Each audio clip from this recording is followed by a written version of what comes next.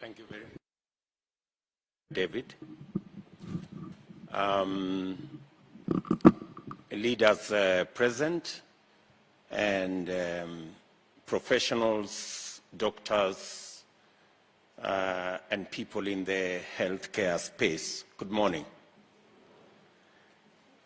I think I join David in saying this conversation we are having here this morning is probably the most emotional conversation we are going to have. And let me thank Professor for welcoming us to Catholic University. I also want to thank you for the appointment. I will supply my curriculum vitae and my certificates, because I think I qualify.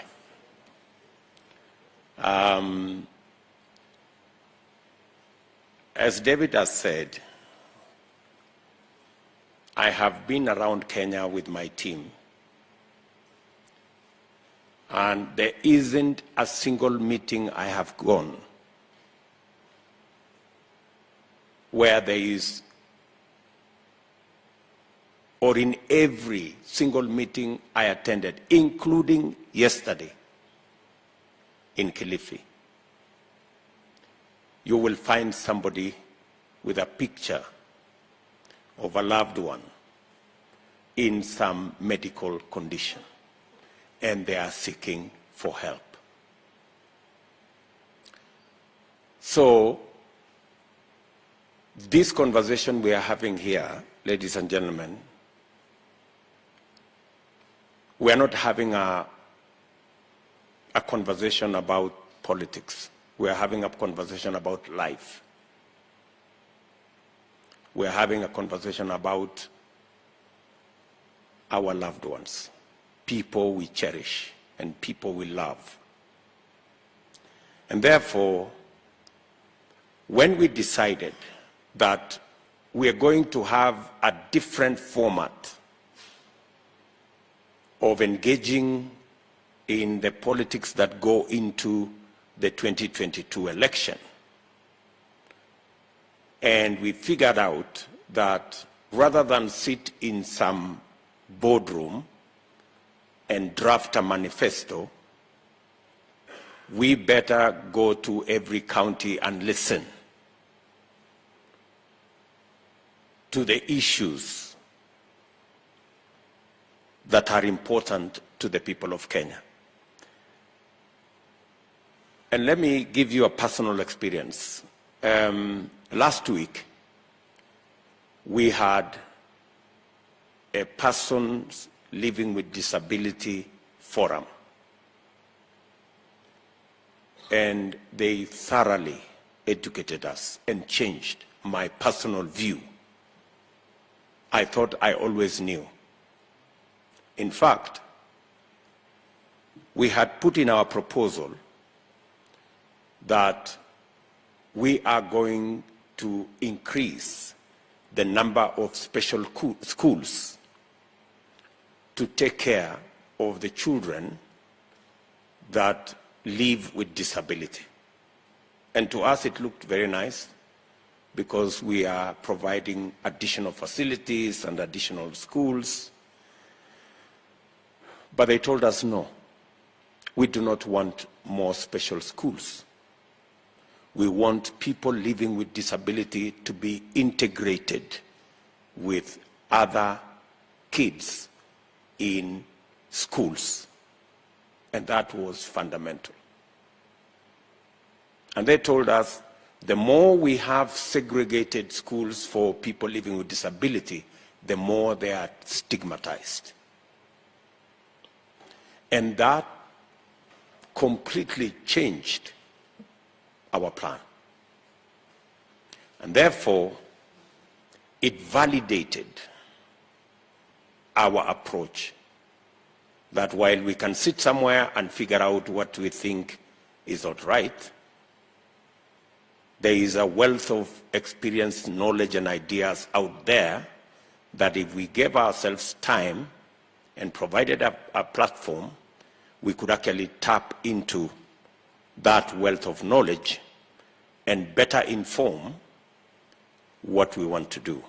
That is precisely part of the reason why we are having this conversation about health.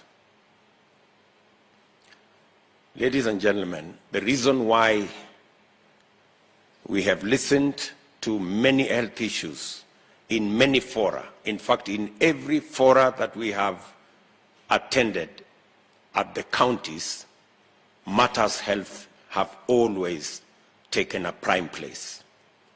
Community health volunteers, lack of drugs in our dispensaries, no personnel in our dispensaries, challenges of procuring drugs, and it's been consistent. And that is why we decided that we're going to have one forum where we will discuss only health. I want to say the following as I sit down to listen to stakeholders in the health space. If there is a sector that suffers trickle down and needs a bottom up, is the health sector.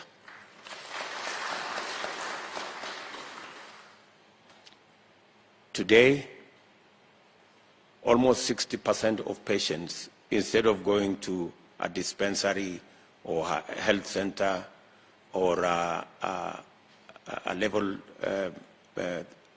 3 or 4 hospital, they actually choose to go to referrals, because their experience is that there is no health professional at the dispensary. And if there is one by chance, there are no drugs. So if we must figure out how we are going to start at the bottom, how the health center, how the dispensary, how the community worker is going to be empowered sufficiently to be able to deal with the challenge right at the root. If the dispensary is working, if the health center is working, it's the only way the level 4 and level 5 will work.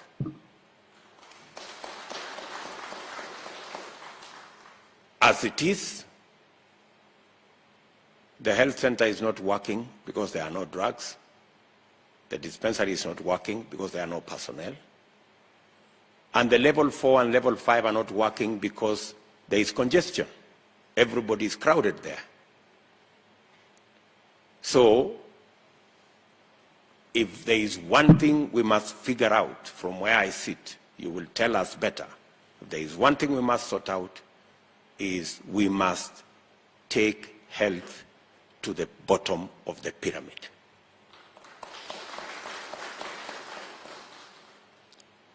If there is one other thing we must sort out, and again we are going to listen to you so that you tell us, we must sort out the health commodity supply chain.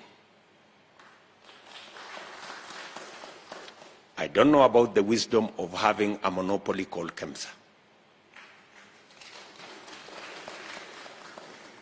Some people must persuade us that there is logic, there is reason why we have a facility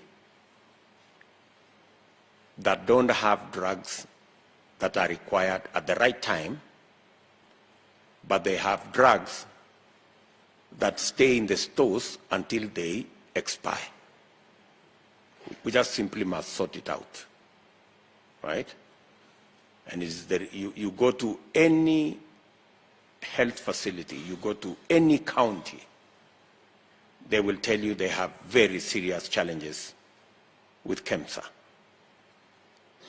As chair of the IBEC, we even tried to say, let the counties appoint 2 directors to KEMSA. They did about 2 years ago, but we are still on the same spot. The structure of supply of drugs simply needs to be redone.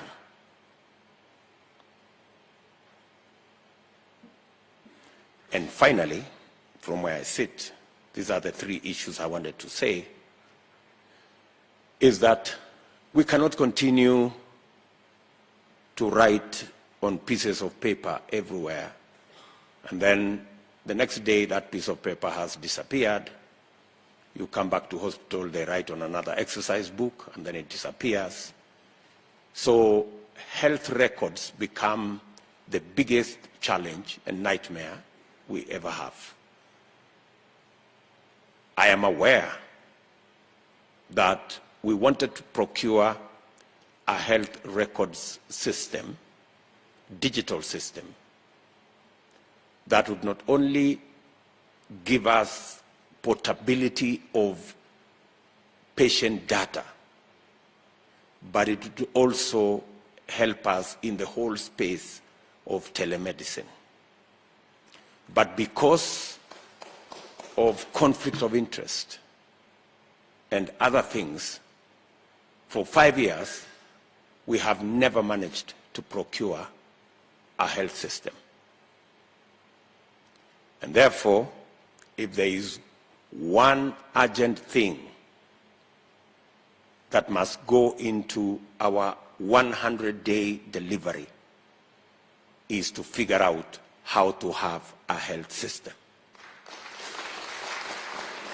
that will not only capture all the health data, it will also make patient data portable from one place to another without a lot of effort, and it will also make it that much more easy to sort out commodity supply and also help us with telemedicine.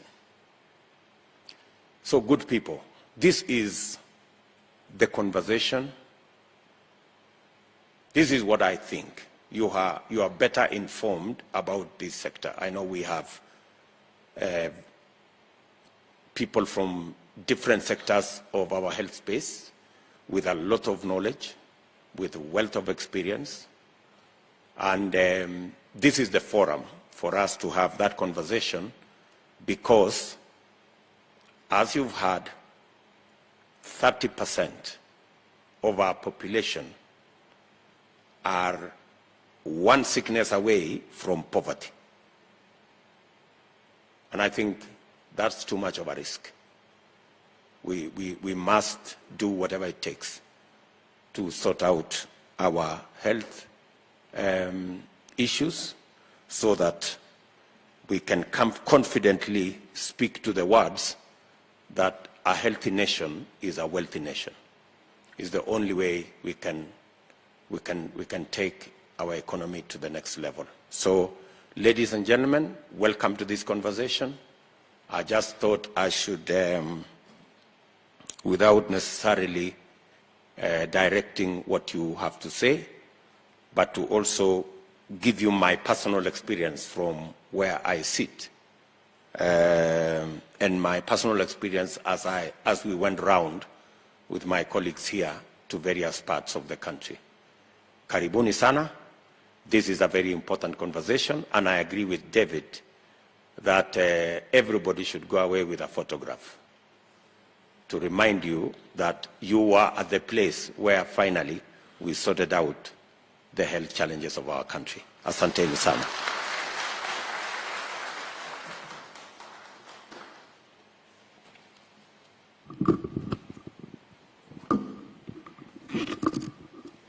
Kindly let's give our chief guest a better clap. Thank you very much. We now move to the next session, where we are going to invite different leaders in the various sectors. and I will start with Mr. Simon of the Kenya Medical Association. We will not have any specific order or priority because all of us, we want the best for this country, and therefore we are all equal in trying to share our thoughts in the health sector. And therefore I'll invite Mr. Simon Kingondu, after which we'll have Dr. Timothy Olwen of the Kenya Association of Private Hospitals, and then we'll have the third person, who is Mr. Tony Kirwa, who will represent the referral hospitals. Thank you.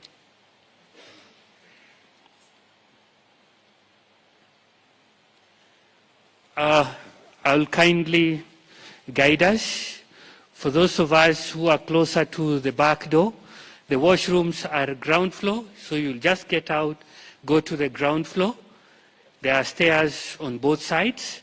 And those of us who are seated in the front row, we have our station next to me. For the gents, we have on this side, and for the ladies, we have it on this other side. And the rest of us, we get out on the stairs on both left and right, downstairs. Karibu sana, daktari.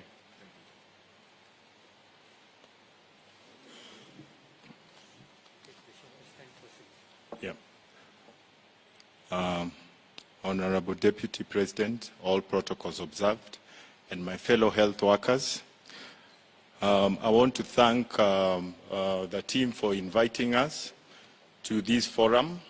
We will be presenting this to all stakeholders because everyone is a stakeholder in health. My name is Dr. Simon Kigondu, and I'm the recently elected president of the Kenya Medical Association.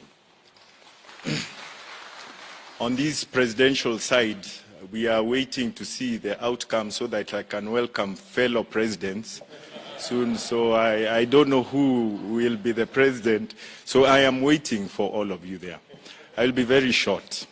I am very passionate about what is called human resources for health. Human resources for health is all medical professionals. And just to use the so-called bottom-up approach that this team has decided to take. When I was the medical superintendent at Isiolo District Hospital, hospitals were run by the hospital and health management teams. And the team consists of the whole team, which, with the doctor at the head, consists of all other health workers. We have the chief clinical officer, the chief nurse, and everyone. And everyone met in a meeting like this to make decisions for the health sector. The so-called devolution of health actually centralized healthcare. They removed the power from the health workers at the institutions and centralized it to the governors. That is not devolution of health.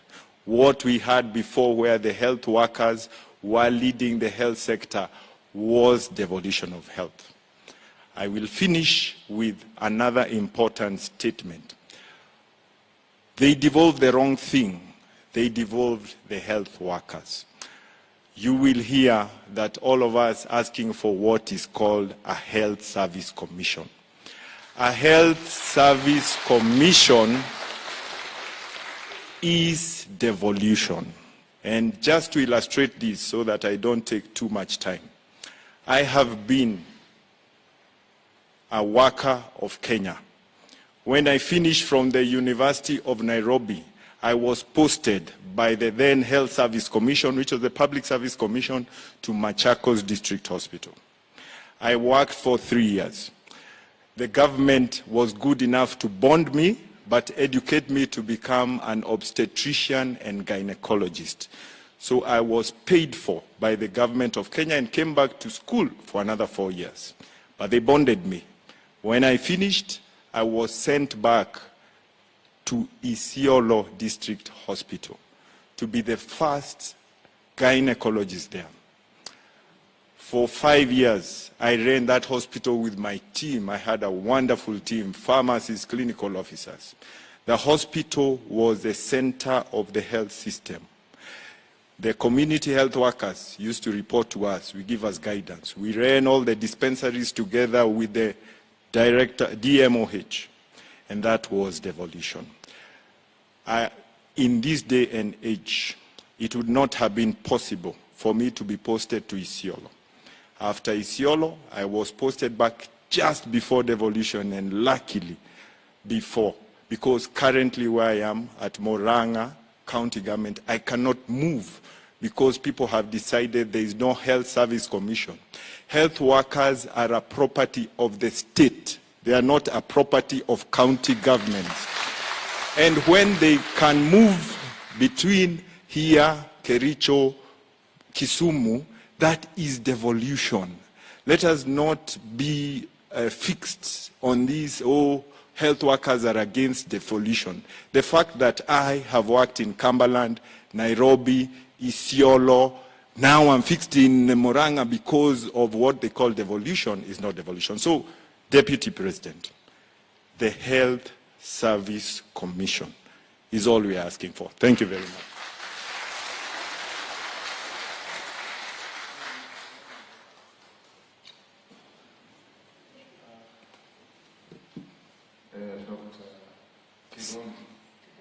Yes.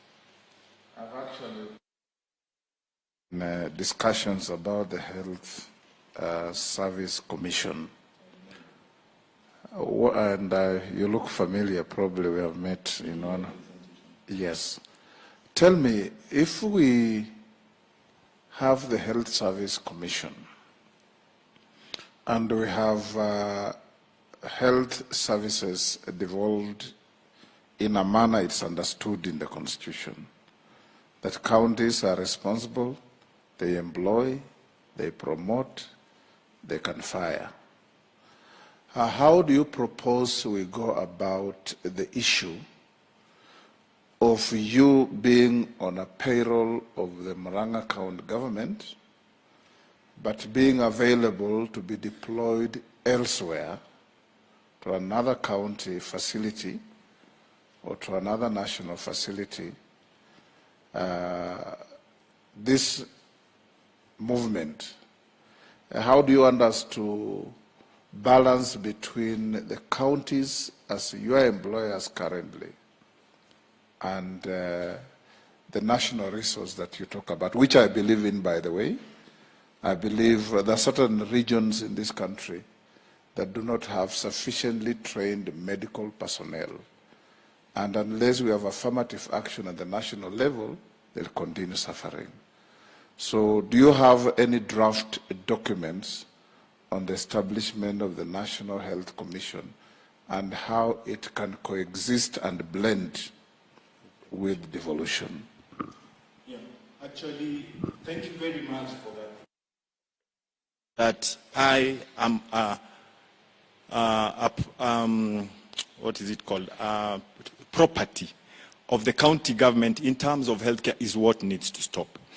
When you have a Health Service Commission, you are an employee of the Health Service Commission, not the county government. But that does not mean the county government cannot employ. The Nairobi City Council had employees. If you find an area where the Health Service Commission cannot fit the person, then the county government can actually employ. The current scenario we are having is a situation that is not tenable in health. Which counties of the 47 have trained a neurosurgeon? None. None. Does that mean that the people at the counties do not need neurosurgeons? No. Previously, you are sponsored by the government, neurosurgeon, they look, Rift Valley, this particular area does not have a neurosurgeon, post them there. He goes, capacity builds, and he can even now go to someone else. So that is not a quagmire. The devolution of health as it was, county government was supposed to deal with primary health care, It was correctly devolved by the legal paper of 2013 February by His Excellency Mwai Kibaki. But the politics of the people devolved health workers in a rush and illegally. We have written a lot about this, but that is not the point. The point is this. From a long time ago, for instance, when nurses were trained, their first 3 years were in Wajir, Garissa, Mandera. Why? Because it was difficult for Wajir, Mandera, Garissa to produce health workers. But the service is needed there. So the government trains you. You go work there for 3 to 5 years in your formative years so that you develop empathy that health workers need. All the nurses in their 60s currently are very empathetic nurses. They have served in far-to-reach areas, and that develops the human being. Then after that, you can go back to your home area or whatever, and it works very well. What we are having now currently, we're having public service boards employing people on the merits of their tribe or who have paid. That is not a sustainable system for this country. We are having medical interns who are in their 8th month without posting. They haven't been posted. How can you have your knowledge in medicine would have gone, and yet the state has used. David D can calculate how much you have used to train that particular, because there's no health service commission. When I finished, I was posted immediately to Machakos. When I finished, I became a medical officer, and then after that I was trained as a gynecologist. That's a resource. This country should not be practicing poor medicine for poor people. They should be training the people. You should be having continuous specialization. And this can only be done within the context of a health service commission and an organized health system with health workers at the leadership, not the politicians. COVID came. Initially, politicians tried to run the COVID program. It was a disaster. When they engaged the health workers, and specifically the Kenya Medical Association and Kenya Clinical, I can see my colleague here, Kenya Clinical, and the nurses, COVID was managed well. But professionals cannot be removed, then you expect a health system to function. So, a health service commission is not anti-devolution. It actually helps devolution. If I wanted to go and serve in deputy president's place, today I can't. I'm locked in by a county government. Moranga will refuse and say, no, this is our person. We're having people not being released to go for postgraduate training. We're not having specialization of the other cadres because we do not have a coordinated way of managing health, which was there before. And one more thing that I forgot is that we need to set aside funds for research and granting. If you do a research on the health system, then you will move away from political statements like devolution of health is good, with facts. The facts are on the table. A health workforce that is mobile and can serve in various places and linked to the various referral centers is what you require. And that can only be done by a health service commission. And we have a bill for that. We actually gave that bill from 2012. We wrote the health service. Not even that. The Health Service Commission was in the Constitution 2010 and it was removed in Naivasha when the ministries came in and they refused to operationalize it. So health is wealth. We do not have health of this political party or health of this individual of this political. Health affects everyone. Yeah? Just one question. Yes. Listening to you, and I can see the passion you have in what you're saying. But let me ask the following. As I have worked with many governors in my capacity as chairman of IBEC, that brings together the county governments and the national government on matters to do with budget and economic issues. Now, I listened to the governor, for example, of Mandera, and his biggest argument for success in devolution of health is that they never had a doctor for a long time. Now, he has hired a record number of staff. I can give you the figures. And that for the first time, they even had a cesarean section performed for the first time in Mandera because health was devolved, right? And their argument of the other side is we must not make health a privilege for those who can afford. We must make health available for everybody, irrespective of where they are.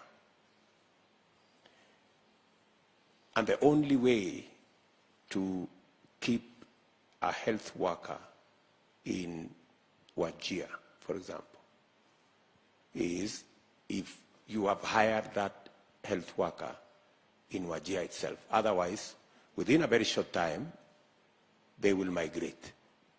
And they have data, you know, to support that people make technical appearances in the areas where there are challenges, and everybody wants to come to Nairobi and the big towns and do their thing there. So, you know, to an ordinary person in El-Wak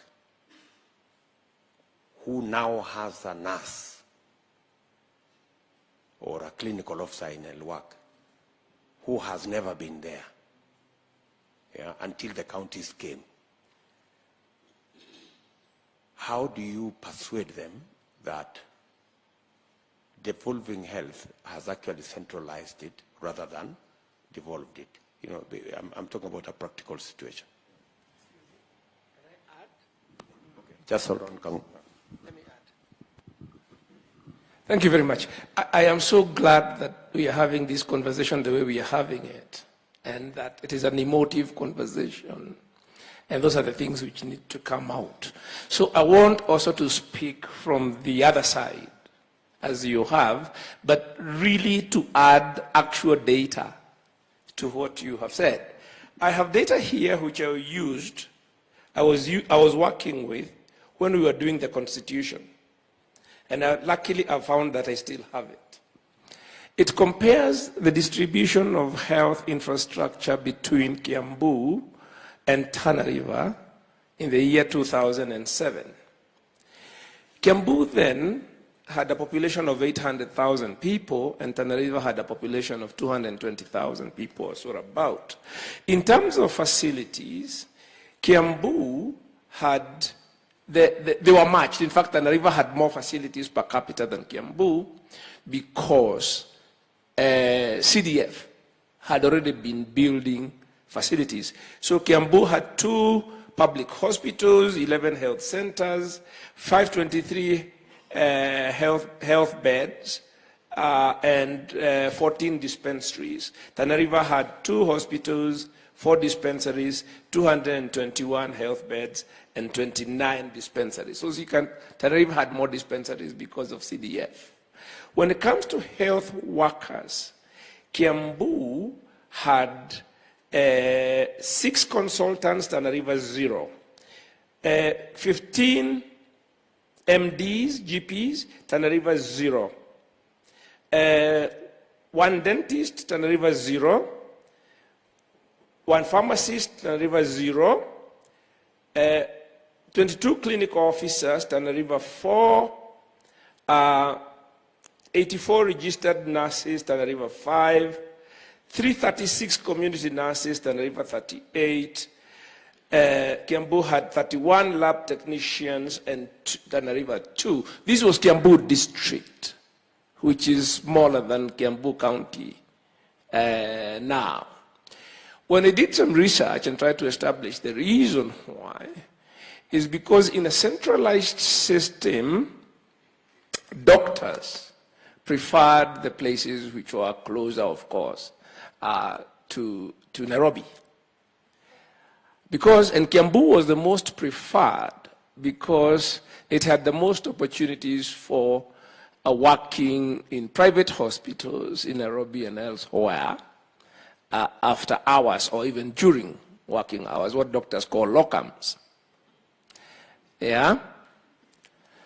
So that's the other side. The fact that a centralized system, particularly where you have lack of transparency and, let's say, to be honest, corruption, the business of posting health workers in Africa House was very lucrative, so that health workers can be posted to the places which are more favorable to them. These were the conversations we had during the bombers chats around the Constitution.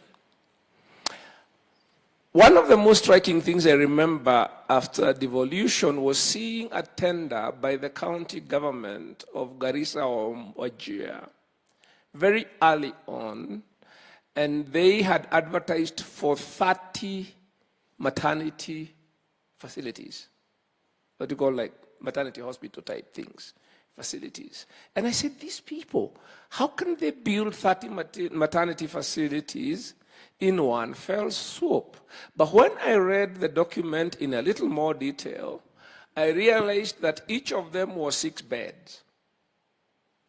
So what the county government was doing was taking the services closer to the people, while in a centralized system, it is more likely that one big facility would have been built, because that's the kind of facility that brings the sort of sophistication that health professionals want.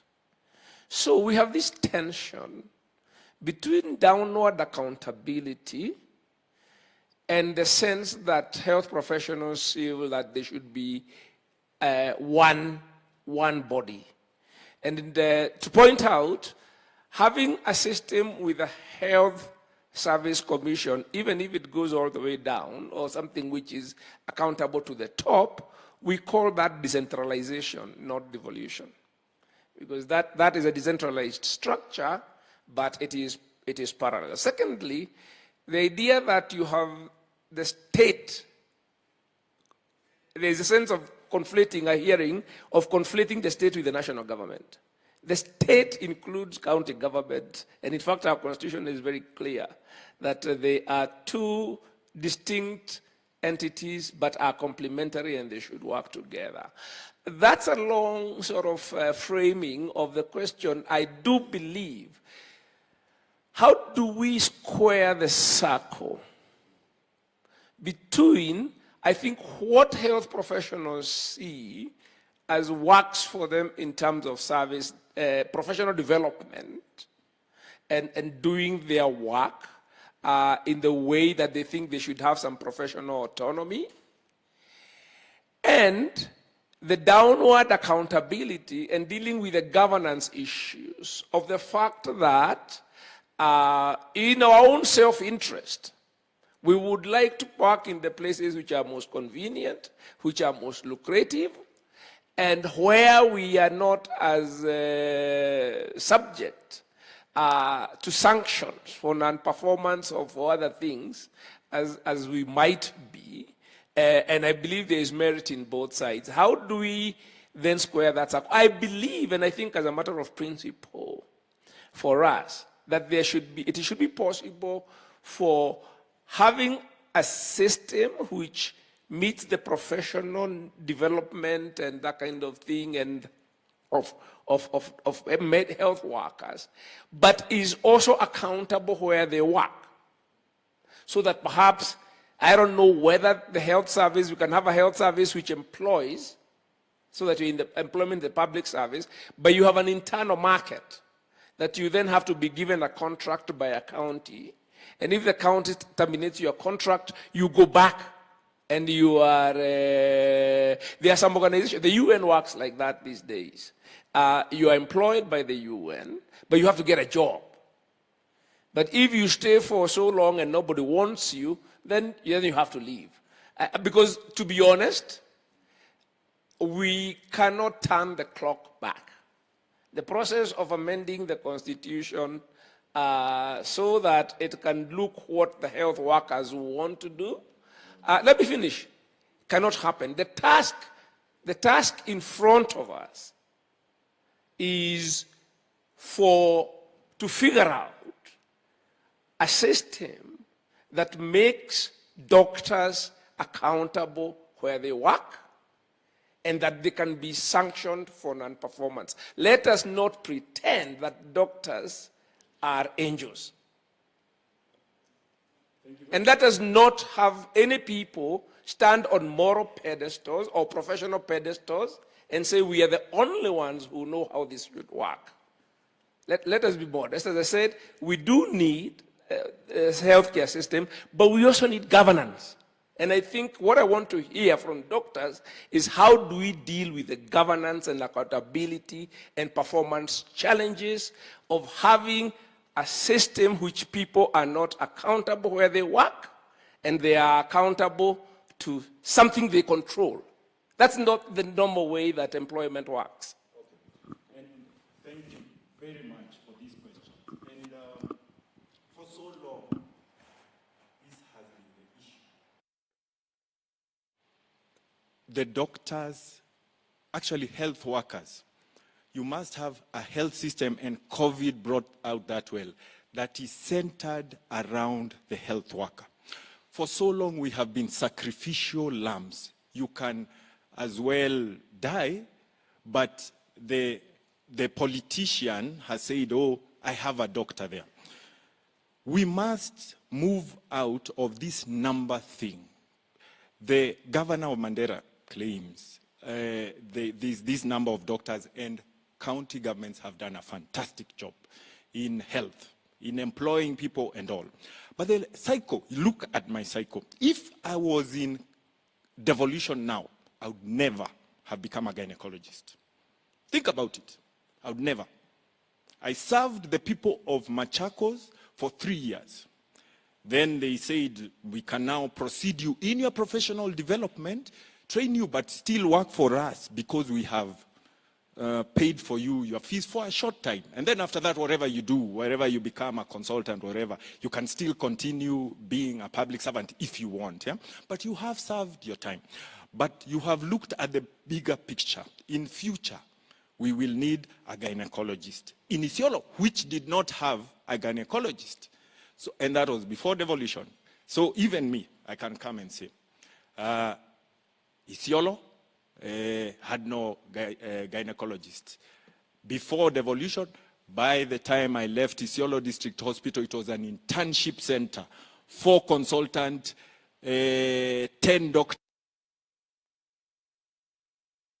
Also say that if I am to run the same, but the system as it is now, even as the counties claim to employ people, does not allow professional development and specialization and betterment of health of this country. It can't.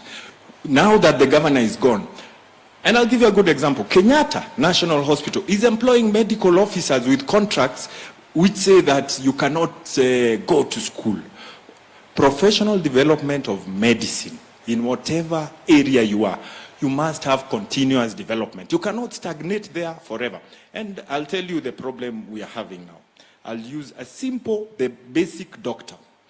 The basic doctors have been employed. They work for their 3-4 years. Then when they want to go to school for specialization, they are told, by the way, that position that we have, we do not have someone to replace you. So they are stuck. You cannot employ someone because county government is saying there is a payroll. If you had a health service commission, this doctor, medical officer, is released to the health service commission. The health service commission provides a health worker for that position. This guy continues for training. The service continues to the people. Yeah? And when he finishes, we now look, Mandera kuna neurosurgery. You went and you post him there. Mandera will never sponsor a neurosurgery. It's too expensive for them. Yeah. So I think with that, yeah. Thank you very much, Simon. Again, I appreciate your passion in what you're saying. And That's why this conversation is very important, so that we can listen carefully and avoid making political statements that are convenient when we actually have a challenge that we haven't addressed. Yes. It is very clear that there is an issue, and we need to figure out how that issue can be dealt with going forward. Listening to you, Simon, I'm just wondering, it is true, and by the way, what you have said is correct, because it came to IBEC, and many counties were saying, we have doctors who want to go at the county's expense to go and continue their education. So we have to do two things. We have to pay for this doctor to go learn, and then we have to hire another person to do what he was doing. So the counties were asking, this is too much. We cannot have it. We cannot carry, you know. So I agree with you that there is a challenge. Counties saying they do not have the resources to do that, to give you a bursary or a grant, a scholarship to go learn, and then hire somebody else. Is it possible for us to figure out how we can continue career progression, we can continue to train more personnel, more doctors, more neurosurgeons, and all the other health professionals in the context of devolution, or we must completely get out of it? I think we need to find a middle ground, a balance between those two. If we do, we will not only satisfy our health workers, but also keep devolution doing what they are doing. And Daktari, I am sure you agree that devolution has done some things right. Yes. You agree with that? Totally. Yeah? So we just need to correct what they have not been able to do. And I agree with you 100%. That issue came to IBEC, where counties were saying, we don't have the money first to give a scholarship. And even if we did, it means we have to hire somebody else to do, because, you know, going to train for a postgrad is not going to take months. It's going to take minimum 3-4 years. So for those 4 years, somebody must deliver the service. So while I agree with you that a health commission who has a bigger deployment of doctors would easily replace that doctor from somewhere else, but we need to contextualize it around what we actually have now in our counties. And I think there is a possibility of having a conversation that will give us that balance. And Dr. David said something that I really need to correct. There is no problem with a doctor working in Nairobi, wanting to work in Nairobi. Why? The terms and conditions, availability of social things are there. So it is upon the government to ensure that out there, you create an environment that allows me to have my children with high quality schools and things like that. Therefore, it's not a problem for people to move to a place where they want a betterment of their family. And on that note, currently as we speak, medical health care workers working for national government have better terms than we in the counties. People of my age, I've worked in contemporaries. My contemporaries, I have better terms of service at national and Nairobi than in county. Then why should you then expect me to be the sacrificial lamb? I'll give you one example. When they devolved, mortgage was not devolved. Mortgage was left for the national government employees.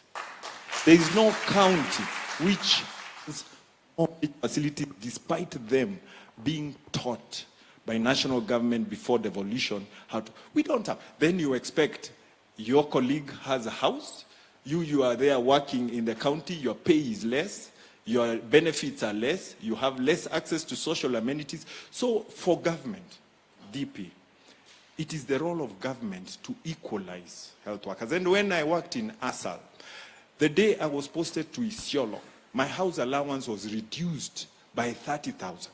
But we were posted with someone in another area whose allowance is that. Then people complain why do people want to come because of these disparities which have not been addressed. So you're treating people differently just because they work in different countries, yet we are qualified the same. Yeah. So in terms of progression, I think it's very important for government to equalize what the health workers are getting. Agreed. Agreed, Simon. Relax. Agreed. Asante sana.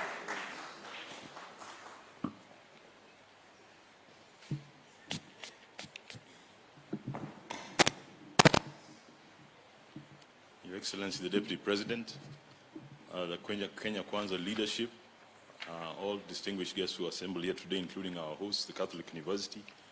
I'd like to first express my appreciation and express my gratitude on behalf of Kenya Association of Private Hospitals for inviting us to this forum. My name is Dr. Timothy Olweng. I'm the Secretary General of Kenya Association of Private Hospitals.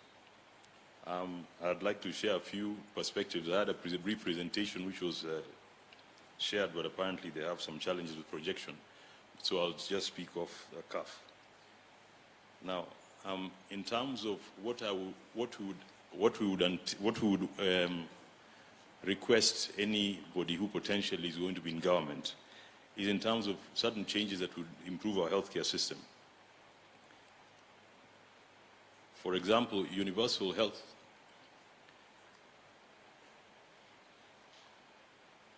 Universal health coverage is one of the topical issues and one of the most important things. So there has to be measures put in place in terms of accelerating the achievement of universal health coverage. Now, just to elucidate a little bit, the term universal health coverage is not necessarily fully understood by everyone. Universal health coverage has got three important facets. First, in terms of providing equitable access. It's not just access, but equitable. In our country at the moment, we have got access in general, but it's not equitable in terms of, there's a lot of regional disparities in terms of accessing healthcare. Access to health services and the entire range of health services that are required, but also they have to be of sufficient quality to be effective. Because in the absence of them being of sufficient quality to be effective, at best we can talk about universal health care, but not coverage. Now, one of the things that happens whenever we try to push towards universal health coverage is one of the easiest things to increase is access. So for example, if overnight we got the resources and we said the entire population can be able to go to health facilities and get health care, health system capacity cannot increase overnight. And so what has happened, even in our case, in the time when we have had this push towards UHC, is that quality has dropped. Because health system capacity you cannot train health workers, for example, you cannot build facilities and have the diagnostic facilities and so on overnight. Then in addition to that, there's the issue of financial risk protection. And this is one thing that the earlier speaker, especially Dr. David Ndii, brought up. We cannot be exposing people to financial hardship on account of procuring health services. And the only way that that is going to change is if we change the system via which we finance healthcare. Now, healthcare financing, for example, to achieve UHC, you can have two approaches. You can have a tax-based approach, where the government primarily is the provider of healthcare through taxes, and then you can also have social insurance as a vehicle, which is the avenue we're trying to use in Kenya. Now, in the absence of us having a pooling system where we're going to pool resources, we will never get rid of the issue of people being impoverished as they seek healthcare. So the pooling mechanisms can be through, for example, tax-based systems or social insurance, as I said, but we have to eliminate the issue of paying for healthcare at the point of service. So we have to have a pre-financing mechanism, and pre-financing mechanisms only work when you pool resources, either through social health insurance or through private insurance. Out-of-pocket payments need to be eliminated. In fact, in our country at the moment, I think the data that they have from the medium-term report on the Kenya Health Sector Strategic Plan said that still we have got 8% of our households are spending monthly more than 10% of the total health expenditures on healthcare. And that goes all the way to the point where we've got people who are being impoverished by procuring health services. The social health insurer, that is NHIF, there have been a lot of reforms that have been proposed of late, and it is in terms of trying to increase the pool or the base of people who are contributing to this fund. Now, insurance is about keeping your promise. And I don't think there's going to be any way, and I challenge anyone to, if you're going to put a mandatory system and say you're going to start arresting people who don't have NHIF insurance if they can afford to pay for it. It has to be that we deliver value and people see the benefits of belonging to this system. And NHIF has periodically has fallen short of this promise. And that is a challenge. Now, you have got the biggest challenge they have in terms of financing. You talk about mandatory contributions, yes. But the challenge is, and especially during the COVID period, we saw that there was a significant reduction in the voluntary contributions because people just didn't have the money or didn't see the value. So you've got people who contribute periodically when they perceive they're going to benefit. And that aspect of adverse selection is what even private insurance companies complain about. So people go and procure insurance when they anticipate a need. And after that has been taken care of, then they stop contributing. So one of the things that we have to do is look for a way in which we're going to have consistent contribution towards this scheme. And that's why the issue of the indigent people, I don't like that term very much. I think people who are, I'll say, economically disadvantaged should have contributions provided by government. So that's one of the ways in which we're going to increase the tax pool. But even as we talk about employers also contributing or matching their contributions that has been suggested, we have got to see an increased milieu of benefits. And that is what we have not seen in the current system. We have seen enhanced contributions, but we're not seeing the enhanced benefit packages being rolled out. Now, I've talked about out-of-pocket payments. Now, the other thing is the rising cost of healthcare. This is one of the items that we have got to handle and handle decisively. There has to be a systems approach in terms of dealing with this because it is not a simple fix. I come from the private health sector, and we have always been the bashing people, boys. When it comes to cost of healthcare, they say private hospitals are the ones who are charging too much. But the inputs, if you look at healthcare as a product, the inputs that produce that product, a lot of the time, we don't determine the cost of those. And that's why there has to be a collaborative effort and a concerted effort to bring down these costs. For example, it is not a secret that since, for example, we had unionization of healthcare workers in this country, the costs of payroll and costs of employing health workers have gone up. And that is a fact. We've got other inputs. For example, pharmaceutical supplies are a significant component of the health bills we pay in this country. Why is it, for example, that when you go to a place like India, we pay for the same branded drugs that you'd buy here for 3,000 shillings, you can get it for 600-700 shillings. I had an experience like that as a doctor when I went to a hospital in India, and I started looking at the packaging, wondering whether it's a genuine product they had given me, and I could see the pharmacist getting irritated, because for me, I could not believe I was getting it at the price I was getting it. So in the absence of us having a manufacturing sector that is robust, in the absence of government somehow entering the fray and trying to be able to regulate the prices of these commodities, we are not going to control the costs of health. In addition to that, there are other drivers of healthcare costs. All the commodities. For example, government has a role to play. We have got a lot of taxation right now on a lot of the inputs that are coming in for the health sector. We cannot say that we are trying to promote universal health coverage, and yet at the same time we are taxing the inputs that are going to bring down the costs of healthcare. I come from the private health sector, and we have seen in other sectors, for example, the government gives incentives. You've got people who get tax holidays when they come and invest. And the rest of us who are local investors are sitting and wondering, why would the foreign investors get preferential treatment over us?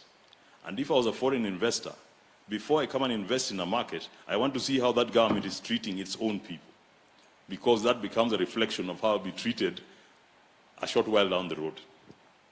So the cost of healthcare has got many facets, and that needs a concerted effort in terms of bringing down costs. One of the other major things is the mechanisms we have for healthcare provider compensation. For example, the traditional method, especially in the private health sector, has been fee for service. You walk into a facility based on the inputs that are used in terms of providing care for you, a bill is generated, and that's how you pay for it. At the other end of the scale, the extreme end, we have got a system which we call capitation, where we decide that there are a certain number of people we want you to take care of their healthcare needs. We decide on a certain amount, we provide it to you, and in that way the risk has been transferred to you. So that's a capitation system. In the recent past, we've also got a fixed fee-for-service system, which especially private health insurers have been trying to introduce, and which the private sector feels is very unfair in the sense that they're transferring the risk of taking care of the clients to providers. And a lot of the time without notifying the clients that that is what they're doing. So you're told, we'll pay you for every outpatient visit 2,500 shillings. The person who is coming for care has not been told that's the arrangement, but what happens is the tendency is people try to reduce the costs of care per individual, and therefore quality of care goes down. And that is something I think we should not encourage in our system. The other thing which determines the healthcare and where government has got a major role to play is what we refer to as social health determinants. There are certain things, for example, socio-economic factors that have been known to be associated with poor health outcomes. For example, the level of education has a bearing on people's health status.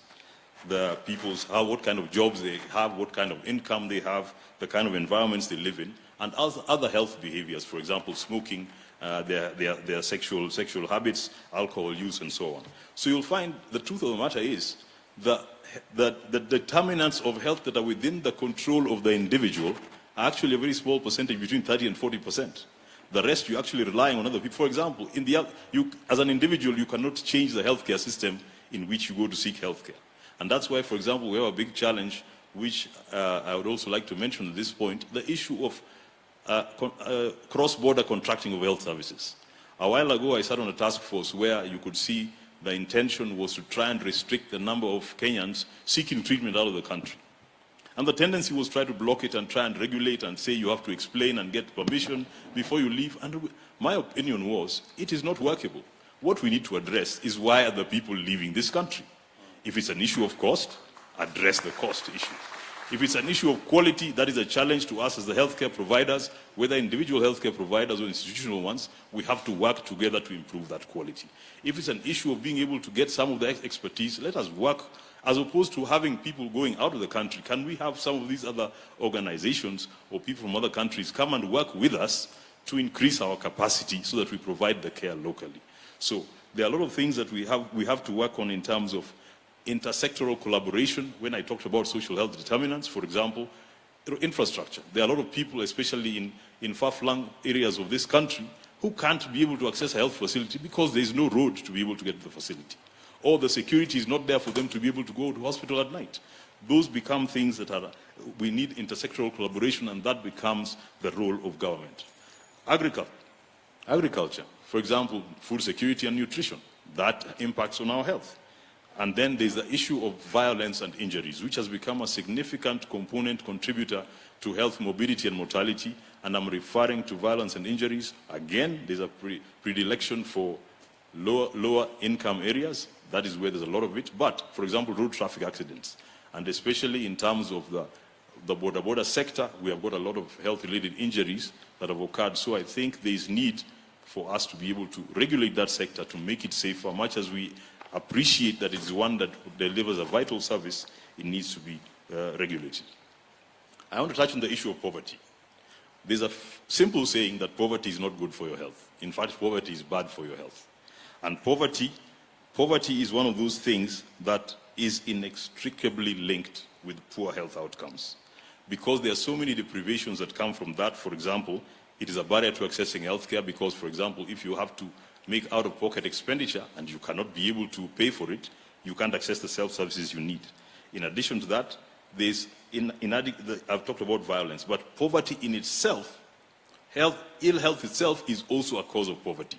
So there's causality in both directions when it comes to this. So in terms of improving the socio-economic status of our populations, it becomes important in terms of improving our health. Then there's the role of the state. And the state must play its part. I've talked about resource mobilization in terms of healthcare financing. So you have to get it from primary and secondary sources. But there's also the stewardship and regulation, because you can't have any sector operating without stewardship and regulation. So the state should provide that in terms of setting agendas, in terms of policy, in terms of legislation that is required, and also regulating or controlling the health insurer, social health insurer, which is a very important component of being able to deliver our healthcare needs in this country.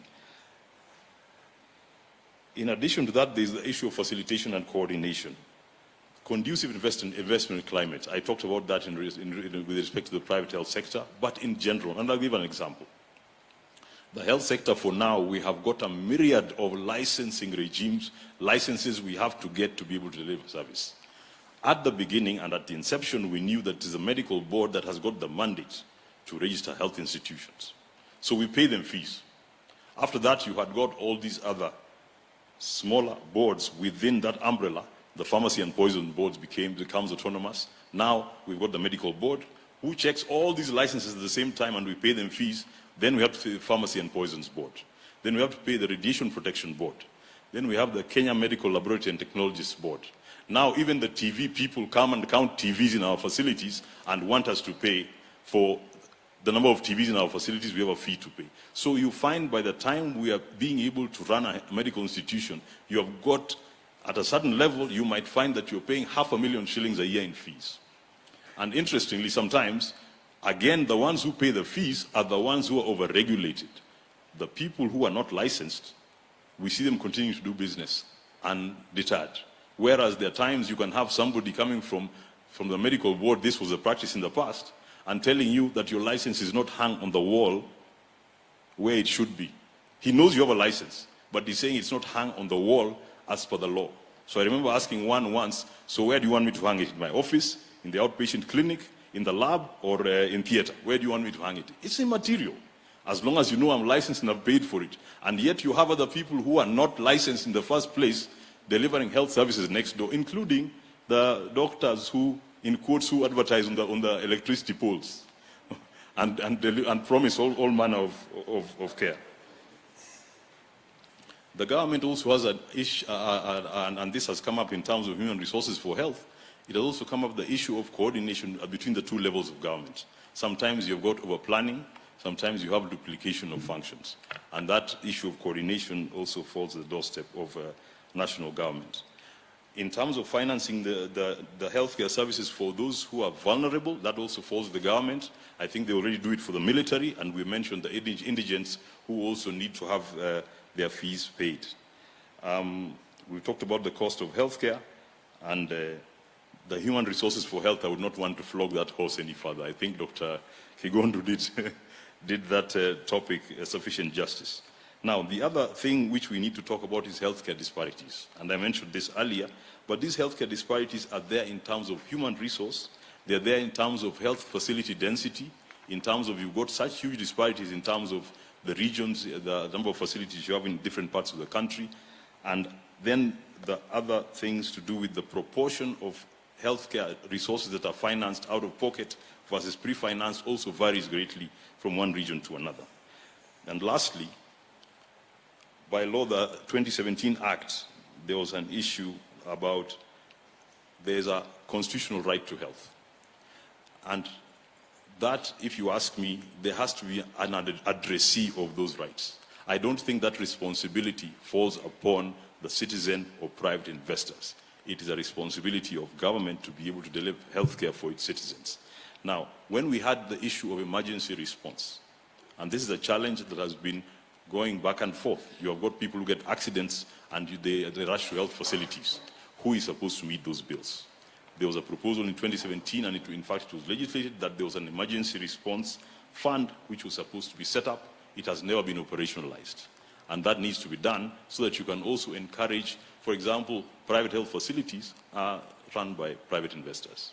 You cannot have them incurring huge costs which are never compensated consistently to be able to take care of. And that, you know, it's also against the law to be able to detain people for not paying bills. So there are a lot of facilities, especially those who are located along major highways, incur enormous cost in terms of being able to provide healthcare services to citizens. And I think that's the role of the Emergency Response Fund.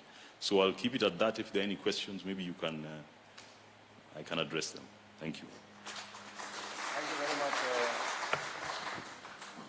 Thank you very much, Dr. Olweny. I think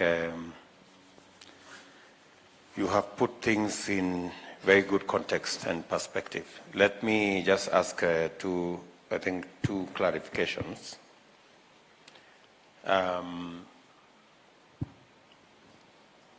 On the matter of commodities, especially on the matter of making it,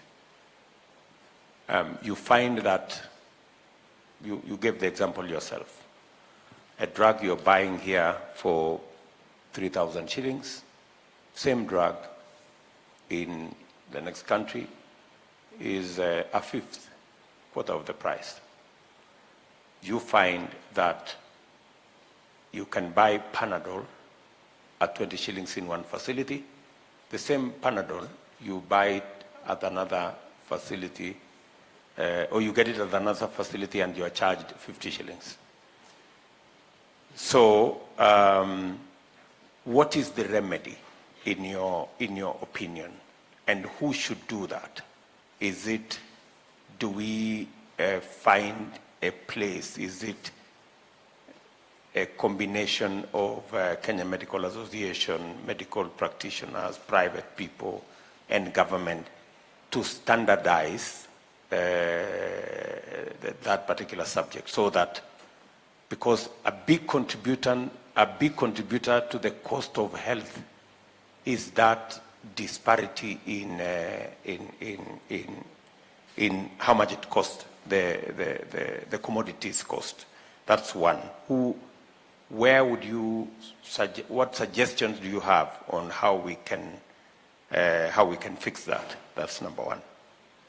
Number two, you have given two suggestions on mobilizing, and I think you have suggested that pooling is the most effective or efficient way of delivery, and pooling can either be through a tax system or a social health, as we are proposing.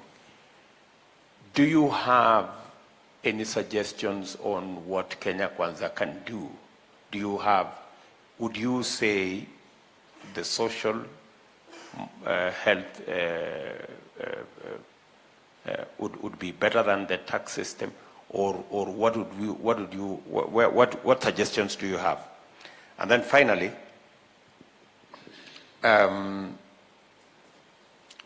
in terms of, and I hope I'm not loading too much into your plate, you also talked about a fixed cost approach. Can you elaborate there? I didn't quite follow it properly. You know, the two suggestions you made. I think what preference would you think we should go?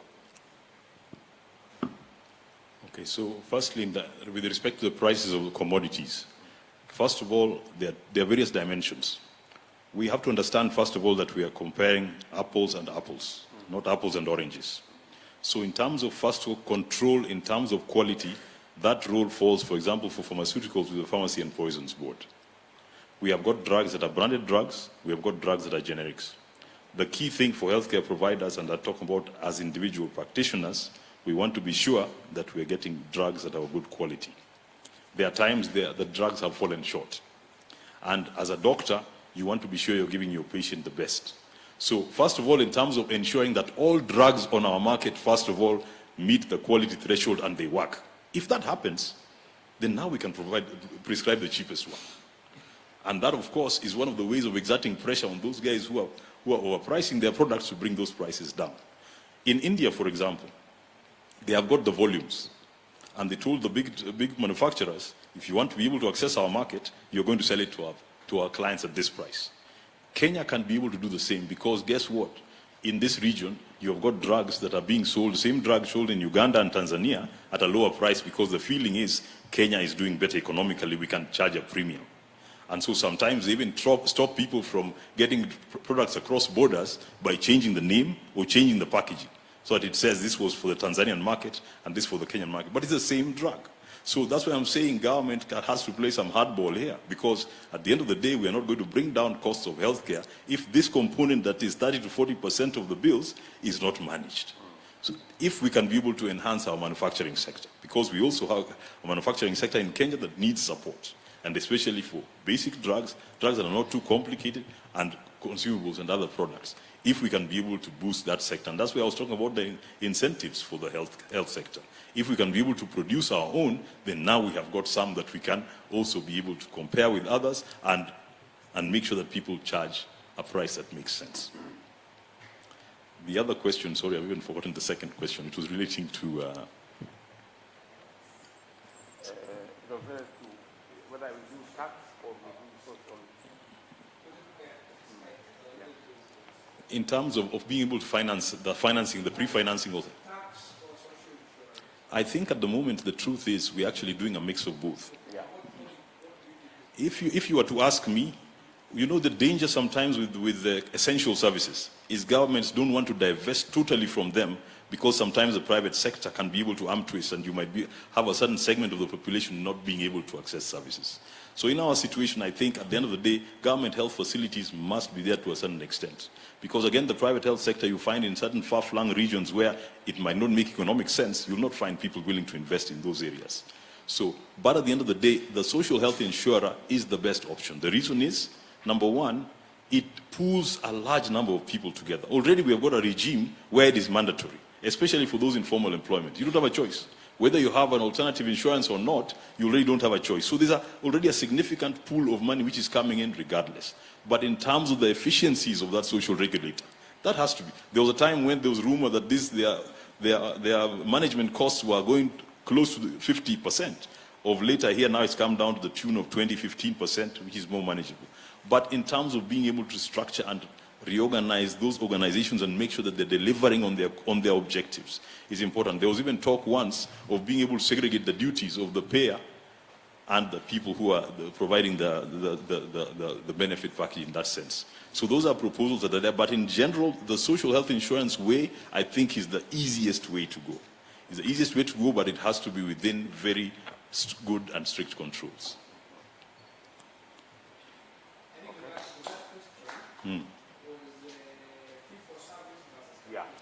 Now,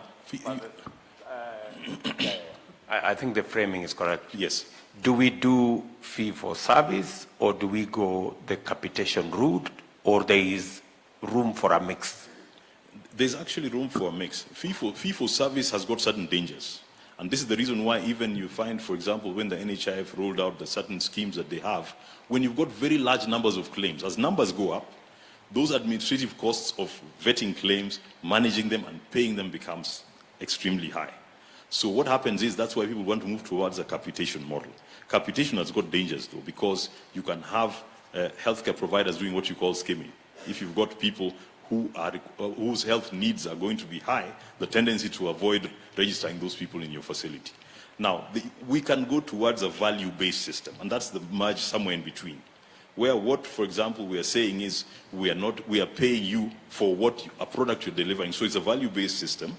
The danger with the fee for service is that the tendency is the healthcare providers are an interested party. There's churning. The more service you provide, the more you get paid. So you see there's a tendency to waste resources. So, and you must remember there's also that agency relationship, there's a bit of a mismatch, because there's also, you must remember there's also the asymmetry of information. Health is a pretty specialized area, so you've got to take our word based on what we recommend and what we do. The question is, if I'm an interested party, am I providing you the best care, or am I providing the care that's in my best interest?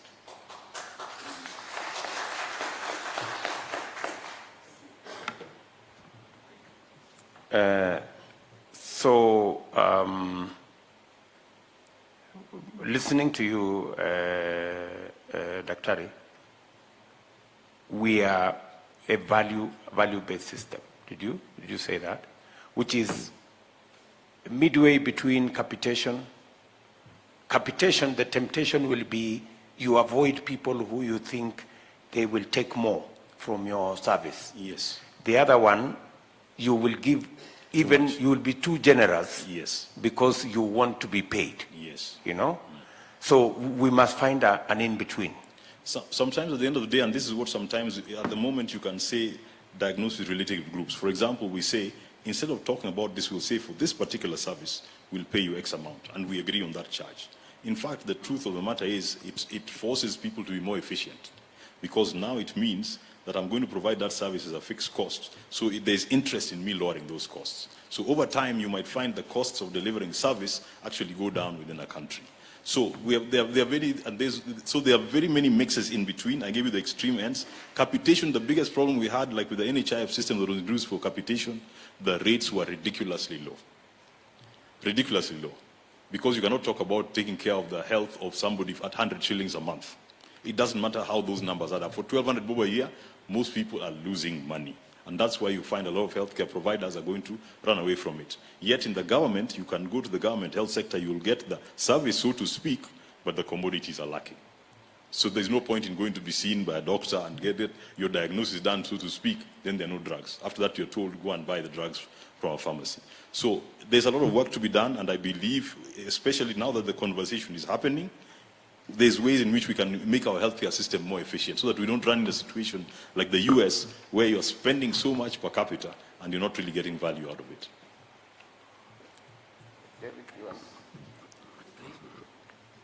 Thank you very much. Because you're very resourceful, I want to get as much out of you as possible. Okay. Before you leave. I want you to just react to two things in terms of what you have said, and this is, you can see the direction we are thinking, and we probably have more conversation, yes, but so that they can be discussed later. One is procurement. On the question you raised about procurement, and the cost of commodities, and the choice of commodities, about the efficacy or the practicality of a stakeholder-owned or managed national procurement sort of platform. The idea here being, something we've been doing with petroleum, which is different from the subsidy that's gone wrong. But at some point, we got all the petroleum companies to come together, and they decide what quantities of oil they need, and then they pool their needs for that particular period, and they get one of them to put out a tender. And actually that brought the costs quite down, and then you pool, so it's a pool system. Yes. And we're wondering whether that can work in the healthcare system where both public and private, all the health providers, there's a platform, and we say we need so much of this antibiotic, my need for this antibiotic is so much, my need for this suspension is so much, my need for this whatever is so much, and then you come up with a procurement plan and you decide who procures what so that you can bargain for better prices. That's one thing I want to, that's a direction we are thinking. Yes. And that would be part of our way of solving the cancer problem. Because then when you bring in the private, you got yourselves in there, then your interest will be such that you will want to get the best products at the best price. Yes. That's how we think we can discipline the public system, to be honest. That's one. The second one is between the capitation and the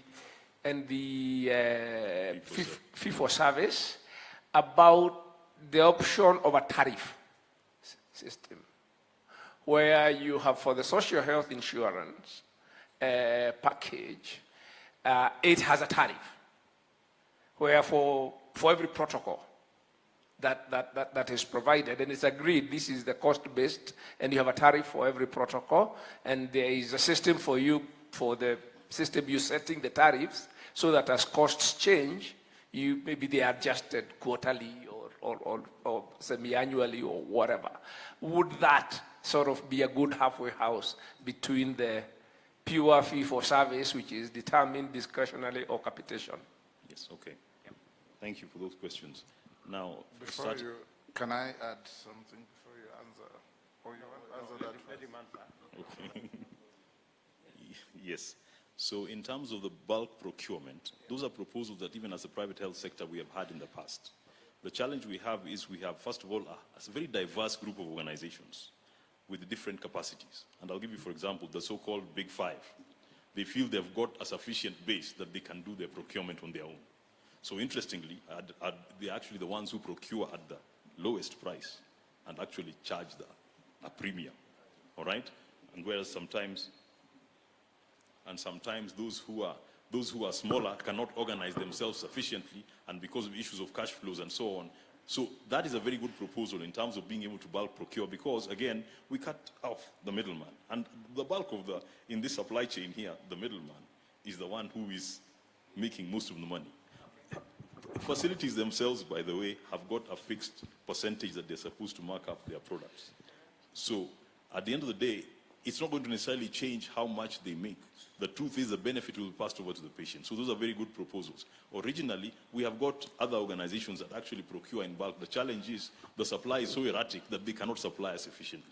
You will put in an order and all of the items are out of stock and so on. So for example, but those are very good proposals if we can get, and this way I'm saying the role of government can come in. In terms of the issue of the pricing, the tariffs, even with NHIF, the current discussions that we have been having, which hit a stalemate, as you're aware, on many occasions, with, for example, the private health sector and the faith-based sector, we have got proposals that we have got certain tariffs that are supposed to charge fixed rates for certain, especially surgical packages. Dialysis was a big issue, for example.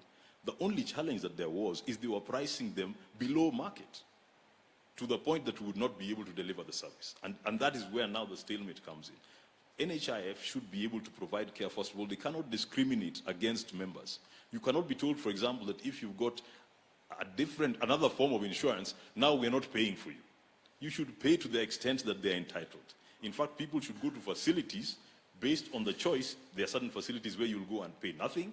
There are other facilities where you go and co-pay, but that is a choice the person makes. For their members, there have to be facilities where they go and provide all the service. The only challenge was, when they were, for example, for dialysis, they were paying 9,500 shillings per session twice a week. Now they wanted to change it to 6,500 3 times a week. But the 6,500 is not enough to cover the cost for one session. So guess what? And they were saying you cannot charge anything other than the 6,500. What that was going to do is lock out all the people who are getting dialysis service and now actually have to pay for it cash. And they were saying, why are you giving us 3 sessions a week? Most of us are okay with the 2 sessions as long as we don't pay anything. But if you say we are paying 3,000 a week, 3,000 per session, it means now I'm going to my pocket 6,000 shillings every week. Already people who have got dialysis with chronic illness are already so cash strapped that you cannot again put that premium on them. So that's one of the challenges. When, for example, we were told that you need to pay, to do cesarean sections for 48,000 shillings and not charge anybody any in addition to that. The medical board alone says doctors are supposed to charge 60 to 100,000 shillings. So how are you telling us we're going to charge 48,000 shillings for the entire procedure inclusive of doctors' fees? So these are the discussions I'm saying that need to be rational. So let it be that if NHIF says we can only pay X amount, let them pay that and allow the people who are going to top up, especially going to private facilities or high-end facilities, do that. But for government facilities, NHIF should be able to cover the full bill for the patients.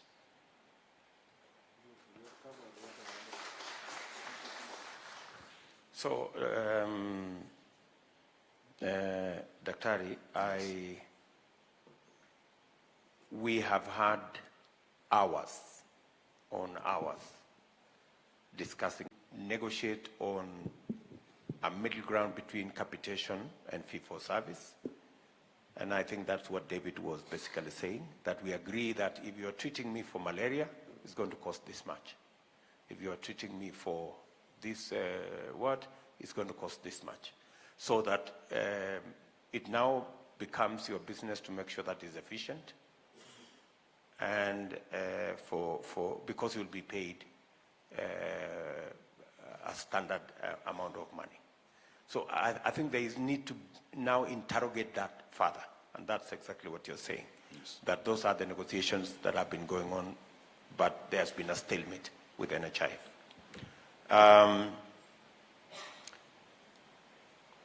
In your opinion, what are your thoughts around the reform of NHIF?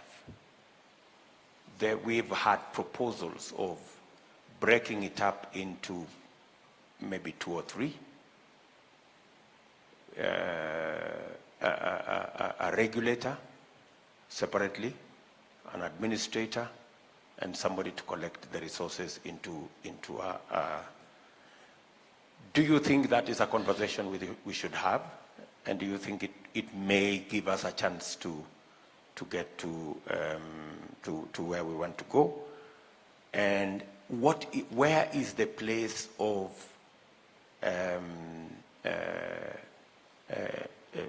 digitization or computerization, especially on matters to do with health records, the portability of health records, the whole space around there.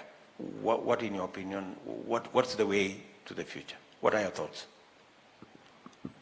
Personally, I think NHIF, especially with the kind of reforms that have been proposed, NHIF is still, I think, a vehicle that can be worked with in terms of delivery of these health products. The only thing is NHIF needs to be responsive to the needs of its members, because people sometimes, NHIF sometimes they talk like they forget that they're a members fund. So you forget whose interest they're looking out for. It has to be there responsive to the members' needs, and that's the only way the members will stick with them.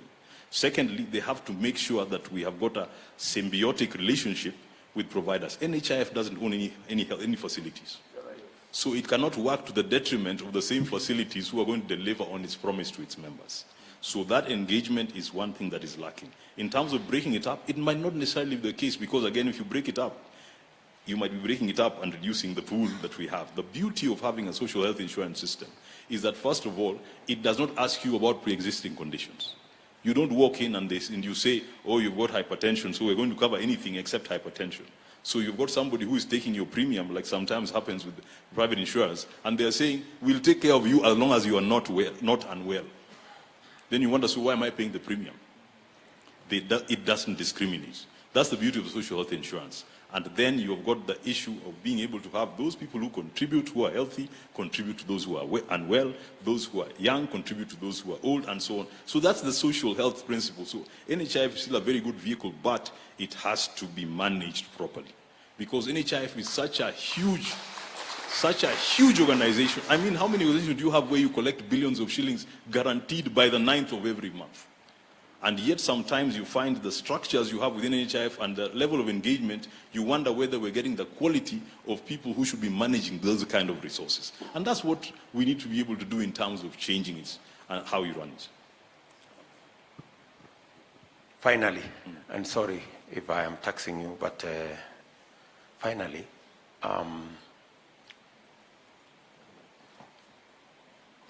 part of the challenge we have, as I said earlier, is commodities and the challenge with KEMSA, right? And before even I talk about KEMSA, that whole space around drugs, I spoke to one doctor, actually inadvertently yesterday, and he was telling me that they have a long list of drugs they want to register with us, with Kenya.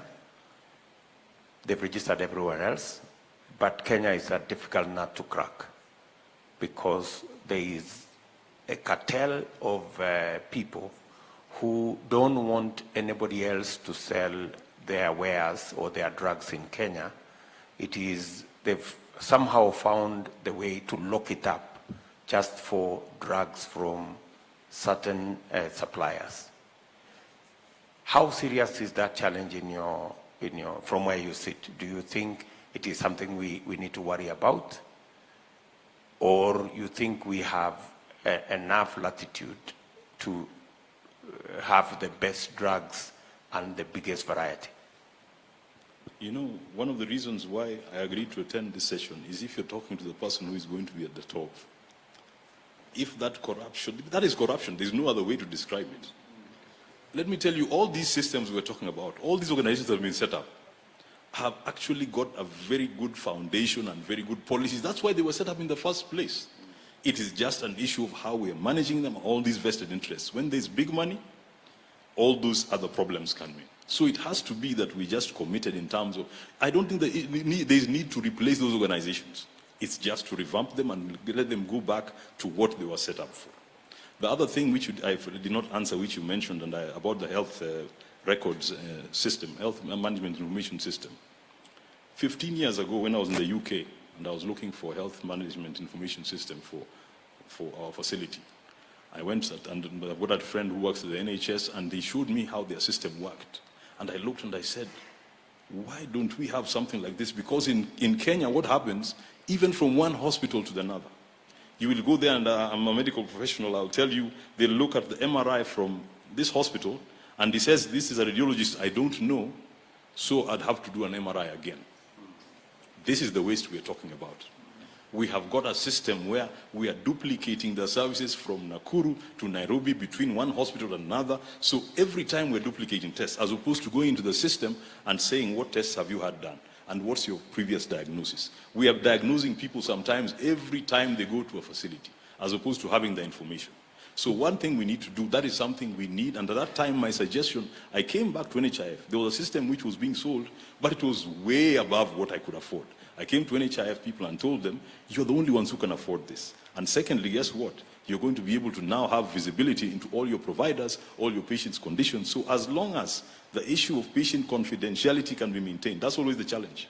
As long as that confidentiality can be maintained, there are benefits to that system, because even in an emergency, when you receive a patient, you don't have to be going through all the rigmaroles of being able to find out what pre-existing conditions did they have, what were they managed for, I've got a scar in the abdomen, what was the surgery for, and so on. That information will be available. But that is the waste that we're having in our healthcare system, purely because we've not invested in this one big system. So that's one of the greatest ideas that we can be able to implement. Thank you very much, Dr. Thank you. Thank you for your insights. Thank you very much.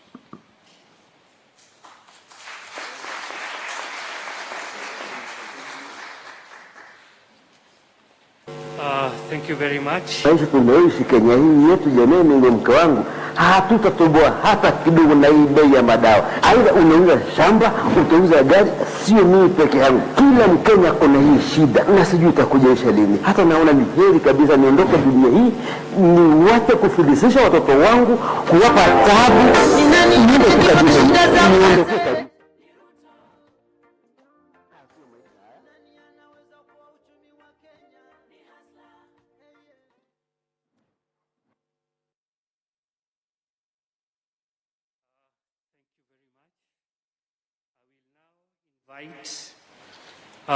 For us to be able to enrich this conversation, I'll invite Mr. George Gibore for a situational analysis before we proceed. And then other members, we kindly request you that we stick to the time allocated to us, because we have quite a number of presenters to talk to us. Karibu, George.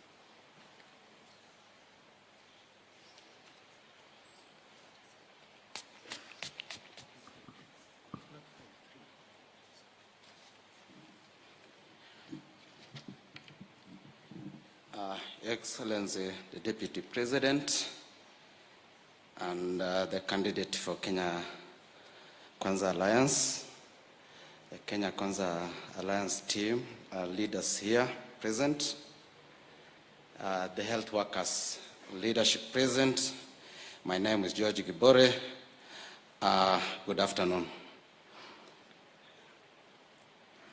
I'll just want to take 3 minutes, as he has said, and highlight a few things.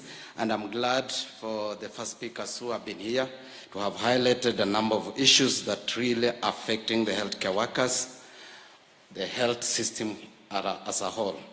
Indeed, they have touched on a number of issues. As in accordance to the WHO, we have the 6 pillars that support the health system to function. One of it is the human resource, 2 is the health financing, 3 is the health infrastructure, 4 is the leadership and governance, 5 is health information and technology, and 6 is commodity. And as you'll hear, Your Excellency, a number of these issues have already been highlighted. I think I can start from the human resource, where probably we have been projected to have understaffing, which is a big issue. A big issue because it affects accessibility. Accessibility here to mean, I come from Migori County, where I was born and raised, but I work in Nairobi. But in Migori, in Kuria, one of the sub-county there, my father at the age of 76 have never accessed a physician. And that is a fact. And probably the healthcare workers who are there also have some limitation in terms of training, which has been mentioned here. But of course, there are very few. When there are few, means that they are denied chance to go back and do further studies. I think that is what one of my colleagues was explaining here. And the WHO has given us a good platform on what we call the staffing norm, which we project that the country, for it to attain universal health coverage, must have at least a staffing of 23 healthcare workers to 10,000 population density. Now, currently, we only have 6 counties that has attained this, Nairobi being one of it, and Kiambu, and probably one of the last one is Nakuru. The last one that I remember is Nakuru. But the issue also, even for those that have met this standard, is that there is a gap in terms of the terms of engagement. So people who have the same qualification have been engaged in different terms, and they work like they come from a different country. This should also be addressed if you take up the leadership of this government, as you address the number of the healthcare workers. And our request is, at least you focus to revamp the human resource for health.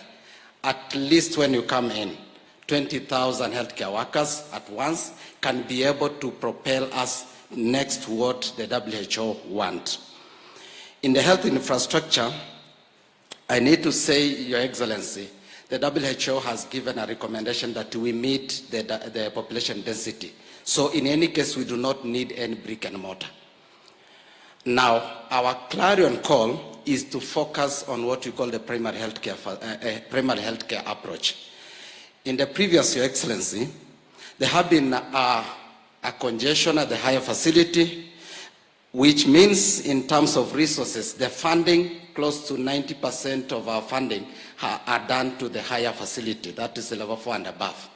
So the level 3, level 2, and the 1 are left to vendor, or rather to actually work doubtedly without even the people who relies on them trusting them. There is no healthcare worker there. If there is, they are not enough. There is no facility, laboratory are not functioning because there is no laboratory technologist or officer or even the reagent to ensure that they are working when they are in the hospital. And even the pharmacy, when there is drugs, there are no people to dispense these drugs. So the people who dispense drugs do not meet the requisite training, meaning that they can sometimes not dispense drug by indicating that it is out of stock, only to realize that at the end of the day that these drugs expire without being utilized. So in the sense, it speaks back to where I started, and I call that if you come in place, the focus on the primary health care is intended to activate and empower this primary health care to ensure that they can function optimally and be trusted by Kenyan.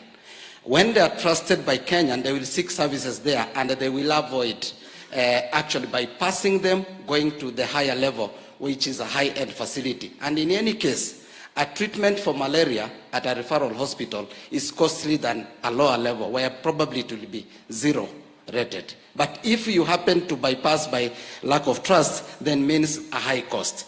Now, if you do that, you'll prevent diseases. 2, you'll ensure that you are promoting life. 3, you'll do early intervention. And 4, you'll ensure that you do early detection, which now leads to early intervention, meaning that cancers can be diagnosed early and be able to take intervention at an early stage. So that is our clarion call. And the last one that I need to make is that indeed we have looked at the resources that we have been using. It also be able to tell us where we have the commodities, where they are not well utilized. If they are approaching probably expiry, you shift them to where they are needed without going to purchase others. And lastly, on that system, it will actually help us in terms of approving the claims that are made for purpose of pay, and it can actually only allow pay for services done for me. And if this one done, it will cure the issues of corruption alongside. And even for the drugs, KEMSA or whoever will be the supplier must own the drug until it is enrolled in that system, so that there is no drug that is lost in the system on the way it normally happens. And it will also empower to give us information on to know how to need to work on, that is to mean monitoring and evaluation, and get information that can inform the country where to move on. Thank you very much. I will want to end there because I don't want to belabor much for what our colleagues have already spoken about. Thank you very much, my friend. It's okay. Thank you, sir. Let's listen to your other colleagues. Okay, thank you.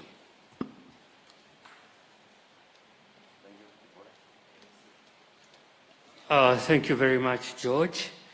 I will now invite Mrs. Jane Karimi from the Kenya National Union of Nurses, who will also invite the Secretary General, the General Secretary, Kenya National Union of Nurses.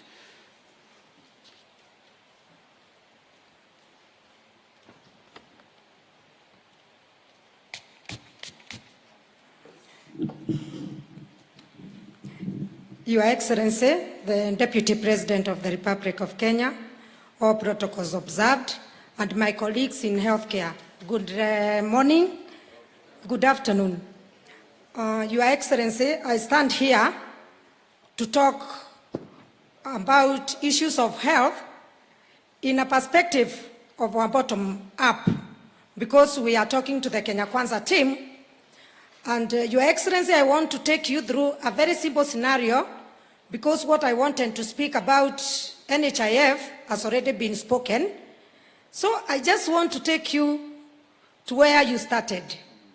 And what you said, that you have been going around the country and you have met with several people who have issues on health. And I want to tell you that there is a mother who has given birth to a child and doesn't know the problem, goes to the next health center, takes about 6 months, loitering around level 1, level 2, and level 3 before she even reaches to level 4. By the time we are reaching level 4 hospital, we are doing almost a whole year. By the time we are reaching to level 5, we are going to our 2nd year. And when we reach to Kenyatta National Hospital, which is the highest level of our referral, we are doing our 3rd year. Maybe a child or even an adult. In Kenyatta National Hospital, let's take, for example, the person had a problem with the heart. The booking for the heart surgery now is, the bookings are up to 2027, or even some going to 2028. That is basically a bottom-up approach of an ordinary Kenyan in our country. And you can imagine the medical people, the nurses especially, who are dealing with these patients on a daily basis, coming to these hospitals, seeing them suffering, and going through a lot of torture. Basically, what am I saying? I want to put the task of improving our healthcare services in this country with the governance. And the people that I want to put into task, above all, is our parliamentarians. When we look at our NHIF, it is only in Parliament, Your Excellency, where we can make the right policies, the right laws, which can be able to work for our healthcare systems in this country. But what we see in Parliament many a times, it doesn't seem like those parliamentarians really have seen these patients suffering. And that is why, when a bill is brought in Parliament touching on health issues, it is not given the right timings, it delays. And the Speaker who has spoken here about NHIF has literally said that there are several amendments that are still lying in Parliament. And nobody seems to take the first lead to take these issues as a first priority in Parliament. So where is the catch, and where do we start? We start by ensuring that we mitigate the losses and the wastages that are in NHIF. Because when you see most of these patients struggling, it is because when they come to, let's use for example Kenyatta National Hospital, they are told that we need investigations. Those investigations are not covered by NHIF. So these people start another journey to go to look for money to pay for their investigations, and they can't even afford. They are living below poverty life. Even getting food for these children is very hard even for these people. So the parliamentarians should be able to enact laws that will be able to shape the NHIF. Majority of the Kenyans, they do not even understand what is a private hospital. And the speaker who spoke here from private talked very well about financing of healthcare system. But Your Excellency, you can imagine how many people in this country depend on private institutions for healthcare. Very few. So the largest population is still untaken care of. So basically, Your Excellency, I would request you kindly, in the next parliament, because we know that there are people who have not been able to go to parliament through the normal process of going to get elected by the public. But we can nominate these people to parliament. We know them. We can nominate them. And when we do the nominations, we will still nominate the politicians who have never seen a mother coming to the hospital with a child for a whole year, and that child ends up dying. I want to give you a very good example. I've worked in Kenyatta National Hospital Critical Care Unit from the year 04. And I want to tell you, we struggle so much when a patient comes from theater. If you come for a night shift, the whole of 14 hours, you are on your knees, measuring urine, measuring blood, every drop of fluid that is coming from the body of that patient who has come from theater. And we struggle. The doctors don't sleep. And we ensure that that patient who has come from open heart surgery has recovered. Good luck, 7 days, the patient is taken to the ward. And we are very happy we have done a good job. And after another 7 to 14 days, the patient has improved quite well and is discharged to go home, Your Excellency. But do you know what? The bill is 2 million. Where do these people get the 2 million? The NHIF cannot cover the whole bill, and so it covers just a portion of it. So what happens? We retain those patients in the ward. And do you know what? Because of the congestion in these ones, we put those people on the floor. They start sleeping on the floor. How many days can you sleep on that floor? You will sleep there for 1 day, the second day, the third day, you can't even breathe. Your chest is already congested again. And what happens? The patient that we struggled so much in ICU, for all those days, the patient who was well in the ward ends up getting reinfected. And do you know what? We have brought back that patient in ICU, and the patient dies when we are resuscitating. That is basically the scenario and the pain of healthcare providers. Your Excellency, kindly, as I finish, make sure that in your government, because I know we will pray for you as healthcare providers, you ensure that you nominate a few healthcare providers in parliament so that we will come to help you ensure that the issues of healthcare are well articulated, Your Excellency. And I stand here to confirm to you that these healthcare providers will be behind you. And now it's my humble pleasure to invite the General Secretary. Is he around? Yeah, Mr. Panyako of the Kenya National Union of Nurses. Welcome, sir. Thank you very much. Maybe before you leave, I want to say this, that a lot of the health laws that are brought by government, including the NHIF, are not addressing the issues that you wanted to be addressed. They are busy removing unions from key positions in the health sector.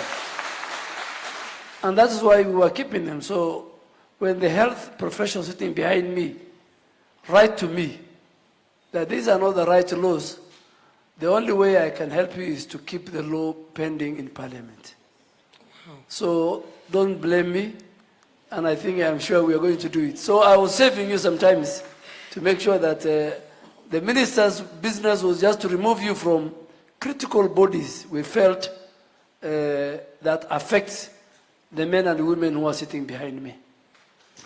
Wow. And that is why when you are appointing, kindly, you can appoint some of us, and we will be able to articulate the issues of health in parliament. Thank you very much, sir.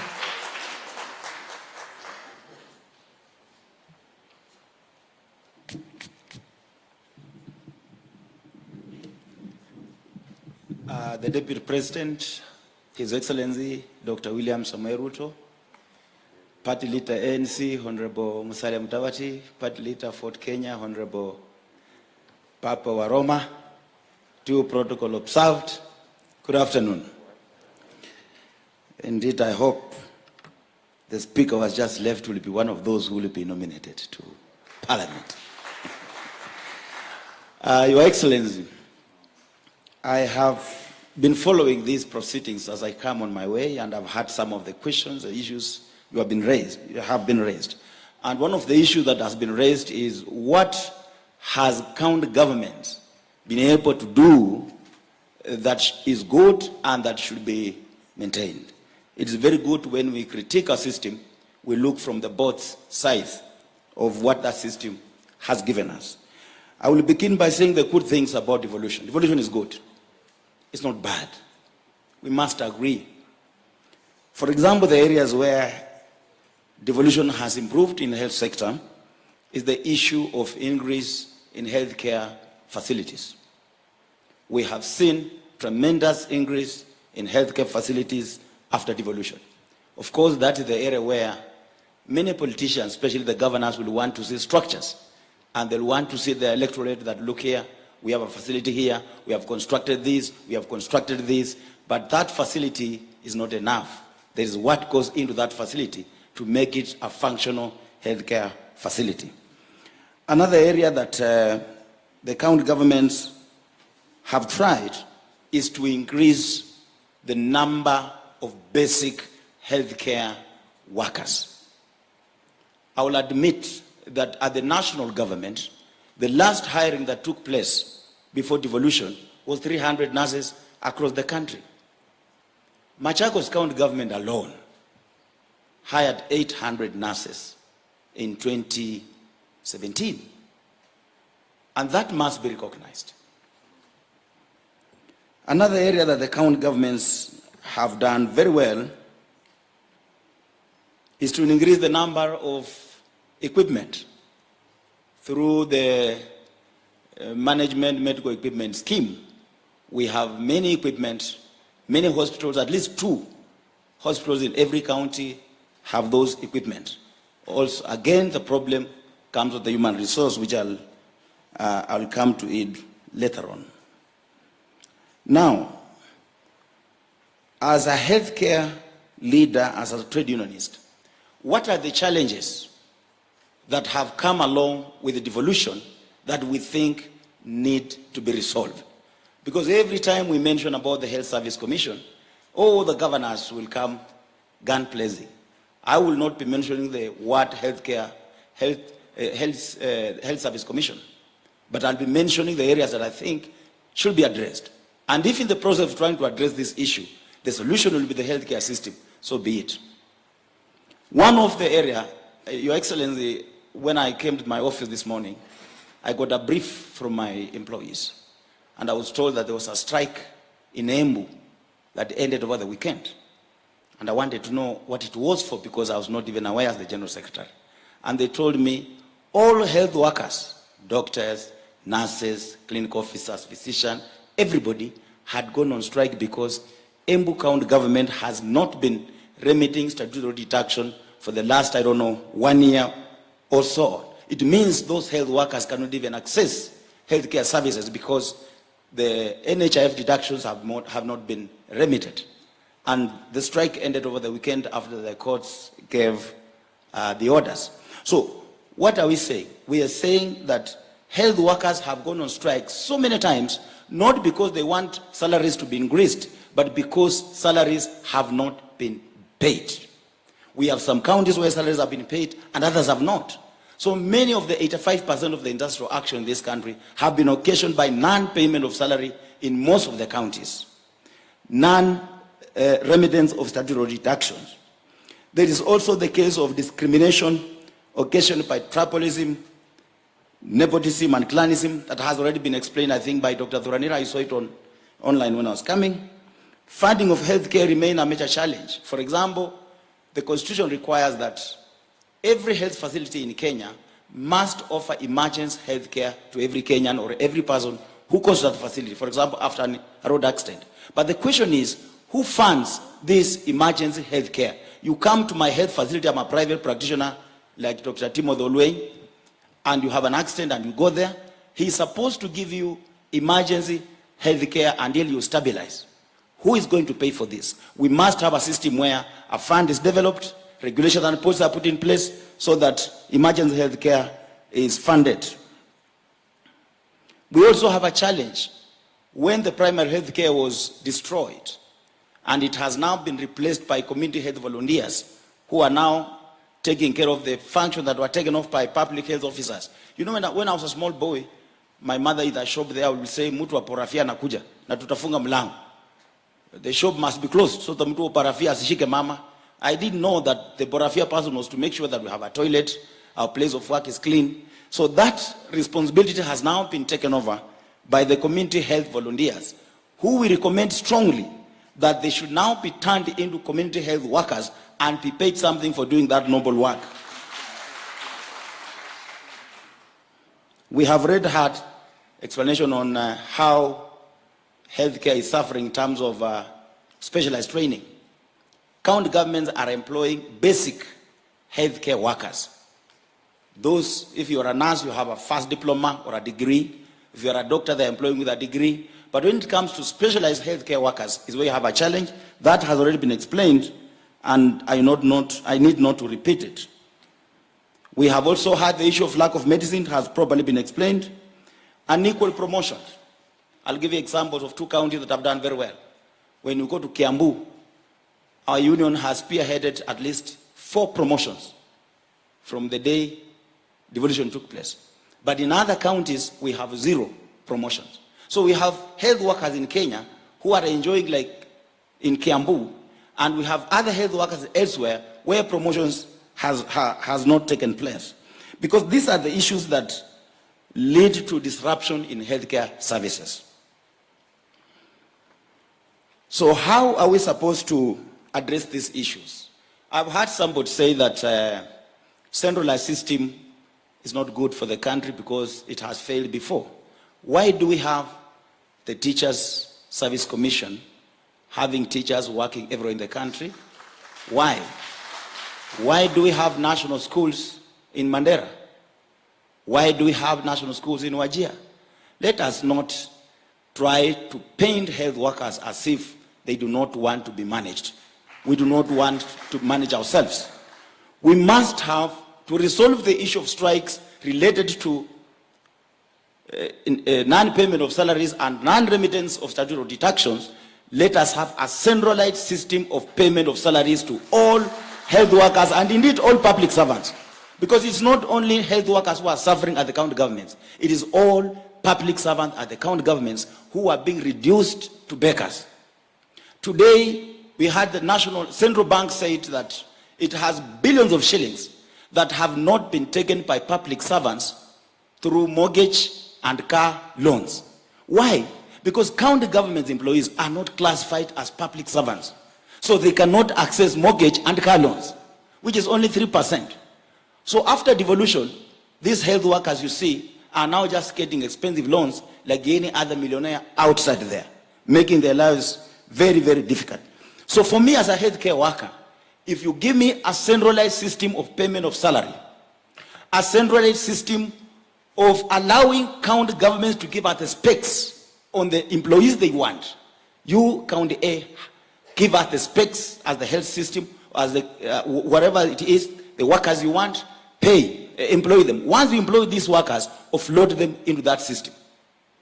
Even if you have the Health Service Commission, as we have been saying before, of which, if we can get our salaries on time, statutory deductions can be paid on time, and there's a system where health workers can work across the country seamlessly. For example, Wajir County wants to have a neurosurgeon. It will simply release that specs to the hiring authority and say, we want a surgeon in Wajir. And whoever is responsible for hiring, I told you I'll avoid the issue of Health Service Commission. Whoever is hiring will post that surgeon to Wajir. Whether the surgeon being posted there has been hired today, or one is being removed from Kakamega and being taken to Wajir, and the one being hired is being taken to Kakamega, what is important is we must have a surgeon in Wajir. That is one of the suggestions I'm trying to say. But the issue of salary, salary deductions, discipline is another area you have said that we want to manage ourselves. How are teachers managing themselves in terms of discipline? We will give these powers to the county governments to be able to identify and give some disciplinary measures, because we know the issue of tribalism, nepotism, and corruption at the county government level. We want to remove healthcare system from the political system to a professional system. But there must be some level of where there is regulation. We are not trying to say that health workers must work when they want. You cannot work when you want. You must be on duty when you have to be on duty. But if you are not working, the county government can be given powers to stop your salary, remove you from employment, and wait the body responsible for a disciplinary process to take its course. And if you have to be dismissed, you can be dismissed. So we should not use scapegoats of saying that health workers want to control themselves, they don't want to be managed, to deny Kenyans healthcare services. We have gone on strikes for so many times, and Kenyans have not benefited from devolutions because of the services that health workers are supposed to get are not getting. Imagine today in Kiambu, in Embu, health workers in Embu cannot access healthcare services they are giving to the citizens. When you go on strike, they will rush to court, get orders, will go back to work. Nowadays we are respecting court orders, because if you don't respect the courts, then the country will be in chaos. I think that's all I can say. If what will solve these issues will be the Health Service Commission, so be it. Thank you.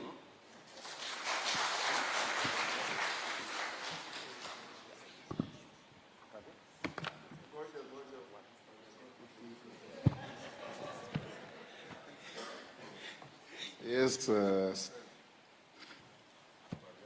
Mzuri sana, Mheshimiwa.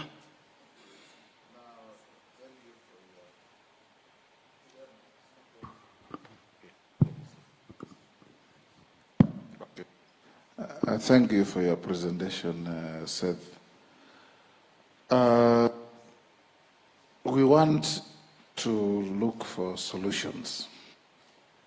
And as an incoming, we want not to have,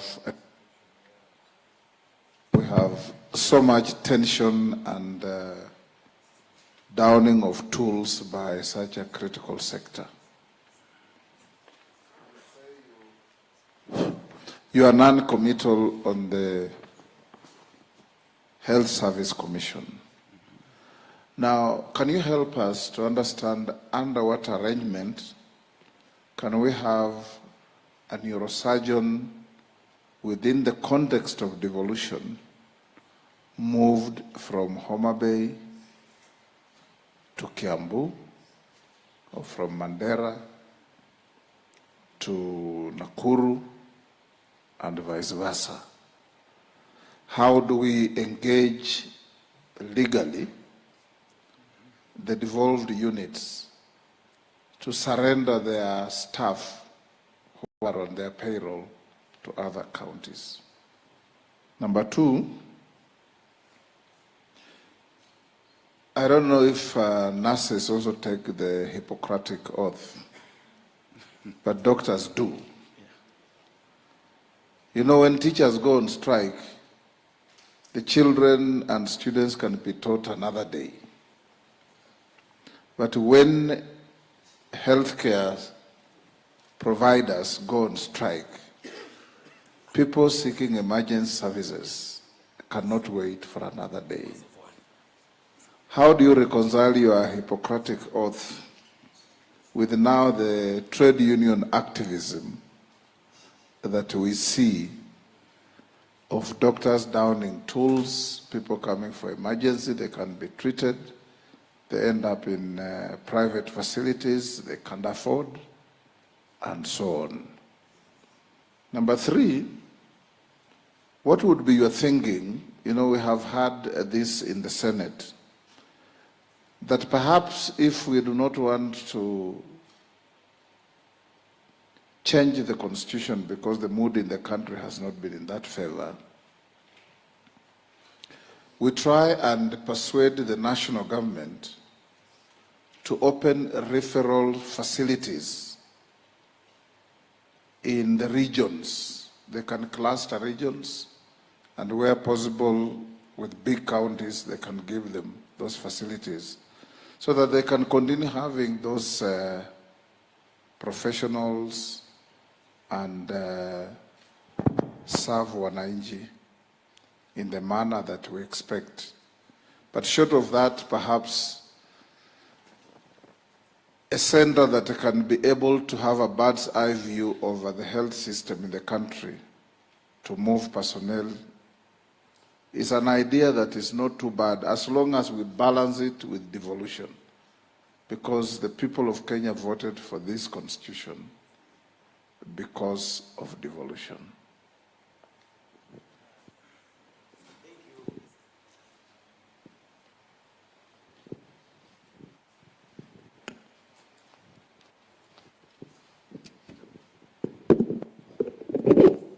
Thank you very much, Honorable Moses Wetangula. The first issue about how we can transfer health workers from one county to another county. I did not say I'm not supporting healthcare system, the Health Service Commission. I said I'll remain uncommittal because my brother who spoke earlier had already spoken about it. And when the governors hear the issue of the Health Service Commission, they just imagine that we want to go back to the national government. They don't know that the Health Service Commission is independent of the national government and is supposed to be independent of the county government in the form of being controlled politically. I have said a conversation must be opened. And I've said the issue that I've raised, for example, on transfer of health workers or redeployment of health workers from one point of service delivery to another point of service delivery. And I've said, if this conversation will end up saying that the only solution is the Health Service Commission, I said, so be it. So I did not say Health Service Commission should not be there. Why do we have a Health Service Commission for teachers? And yet we have national schools in every sector, in every county of in this country. So that one can be done. I can't give you an answer. I've said, let us open a conversation. And if the only solution will be the Health Service Commission, then let us revisit our constitution. Our constitution is not cast on stone. It can be amended. The issue of number 2,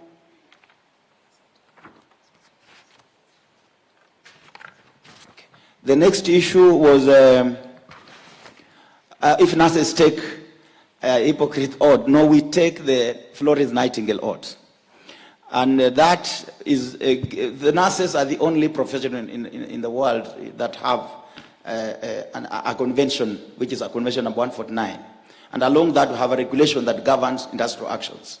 And the convention requires that when we go on strike, we ensure the welfare of the nation in terms of health is not compromised. How do we do that? We must have a collective bargaining agreement that tells when you go on strike, these employees will not stop working. For example, you can't go stopping ICU machines from patients saying that I'm going on strike. Those are issues that we require to have a broader way of discussion. The last question was about Mheshimiwa. I'm just trying to tell you that we don't remove nurses from ICU. For example, we don't go tell mothers in labor that leave. We go and we take care of the patients who are there. We don't leave them to die. That is what the ILO convention requires of us as a profession. Excellent. The last was whether an expansion of the referral services system in the country would help address your issues. And in addition to that, even counties are covered under the Constitutional Commission, the SRC, the Salaries and Remuneration Commission. Has your union ever engaged them to see whether the provision of mortgages and car loans and all those issues you are complaining about can be extended to services being provided in the counties? Because I see MCS in the counties have access to mortgages, have access to car loans, courtesy SRC. Have you engaged them? We have done all that. I'll be very short because His Excellency come and speak. We have tried to engage. We have even engaged the Public Service Commission. They're amending the definition of public health service or public servants to include county government, but that has not been done up to now. On the issue of the healthcare system, we have talked so much about this. The health referral system began away from level 3. And it was dismantled illegally because the Constitution of Kenya never dismantled the referral system. The referral system was dismantled illegally. Thank you. Thank you very much, Mr. Panyako. I know you have a lot to tell, and we'll appreciate that. It is now my humble pleasure to welcome our chief guest to give an oversight as we progress. We still have more time, and that is our Deputy President, Karibu Sana. Please, let's be upstanding. No, we don't have to stand. You don't have to stand, please.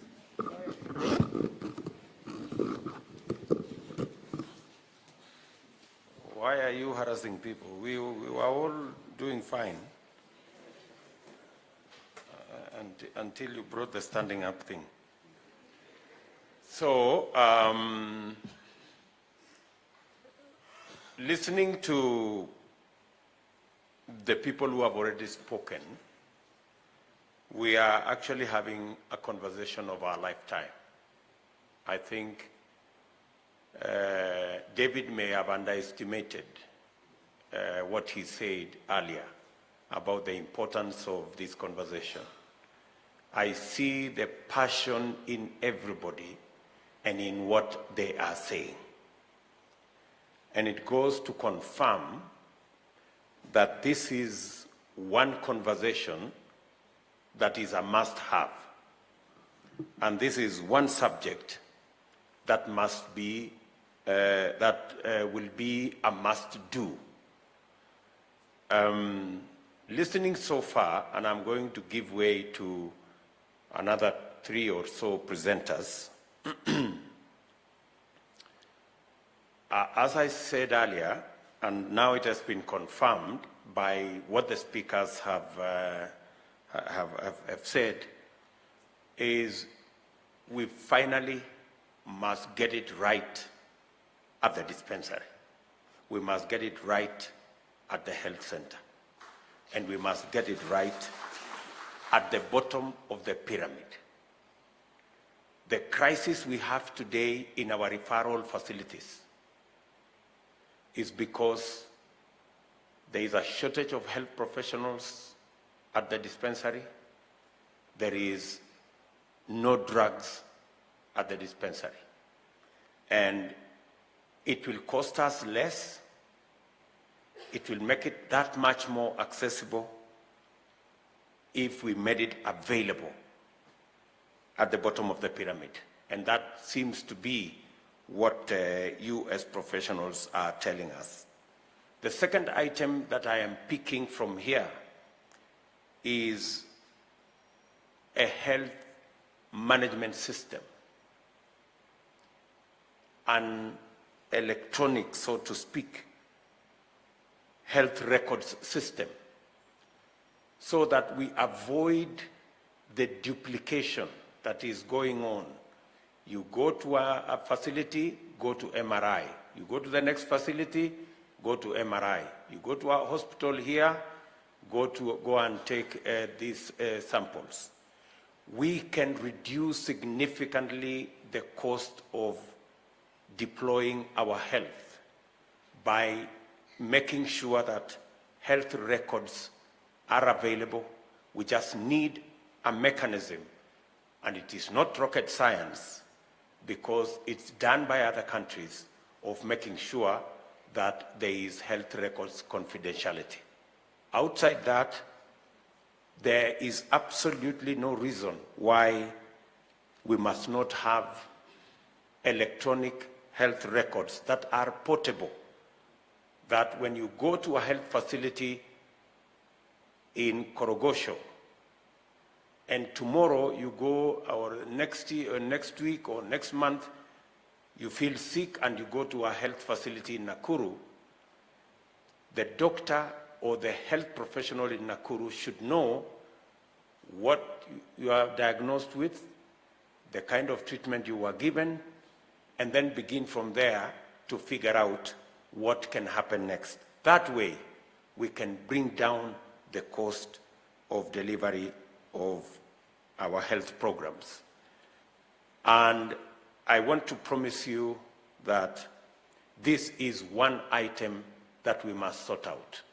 In fact, we had gone as a government a very long way in acquiring this health management system complete with health records, an electronic health records program, but because of conflict of interest and many other issues, it wasn't possible. This is one deliverable that will reduce significantly the cost of supply of our health services. Number two, or number three for that matter, we must have a competitive, transparent, stakeholder-driven procurement of all our health commodities. We just must do it. It's been done in the energy sector. We have some of the most competitive oil prices because of the nexus between the private sector and government in the procurement in that sector. We can deploy the same in the provision of our health commodities. I spoke to a doctor, and we are currently buying health fluids, the drips we have, and which is 95% water. So we are basically importing water from other countries, and we are paying for it. I think it's time we went down the road and make sure that we scale up our manufacturing locally. The reason why, and it must be deliberate, manufacturing locally of pharmaceutical commodities must be informed by our desire to create local jobs. And it must be possible for us to produce many of these facilities locally. I told you earlier, I don't know whether it's by coincidence, I was speaking to one gentleman yesterday who produces medical supplies, medical commodities. I will not mention which ones because I don't want them targeted. And he told me that he supplies everywhere else from Mombasa except to Kenya. He can supply his commodities, which are manufactured in Kenya, to all other facilities, including in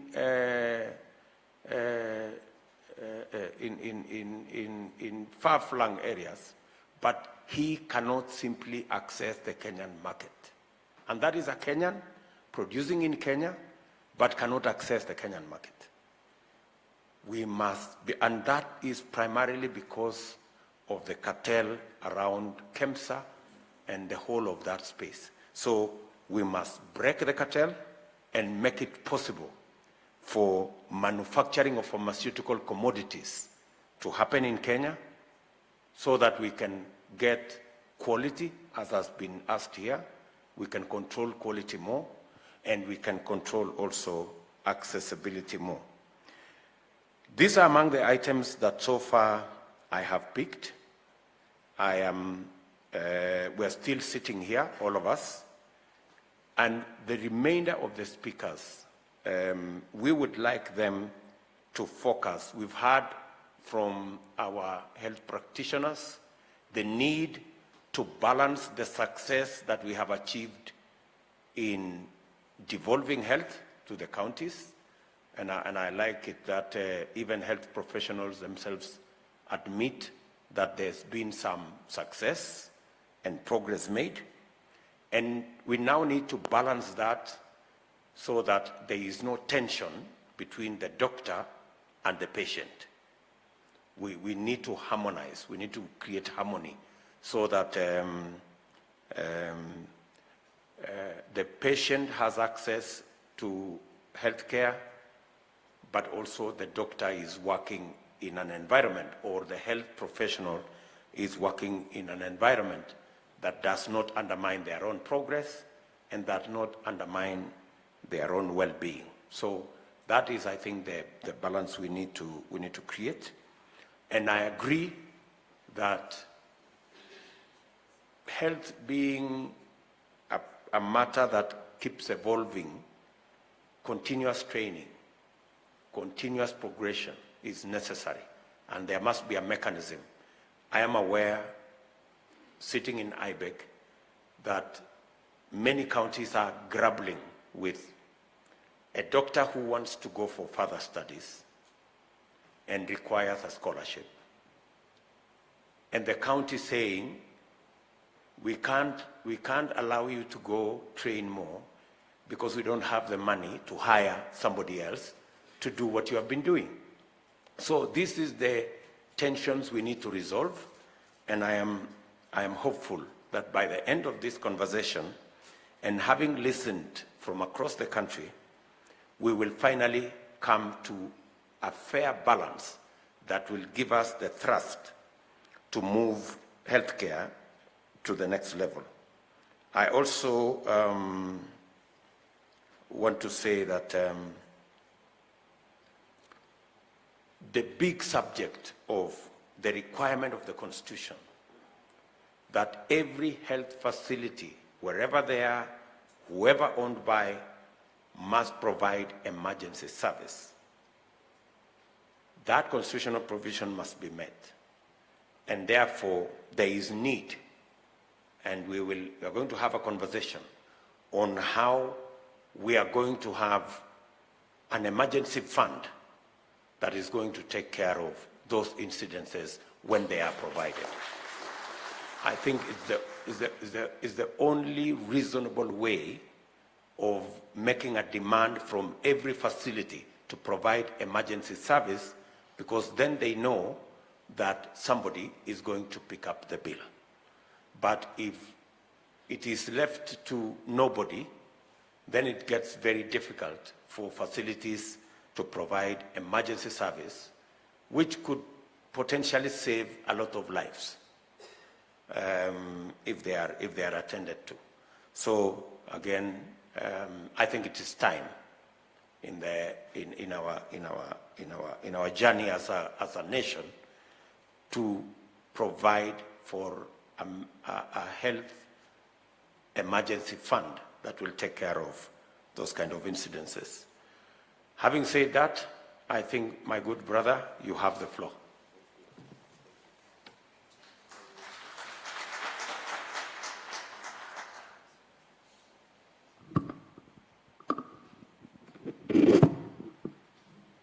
Thank you, DP.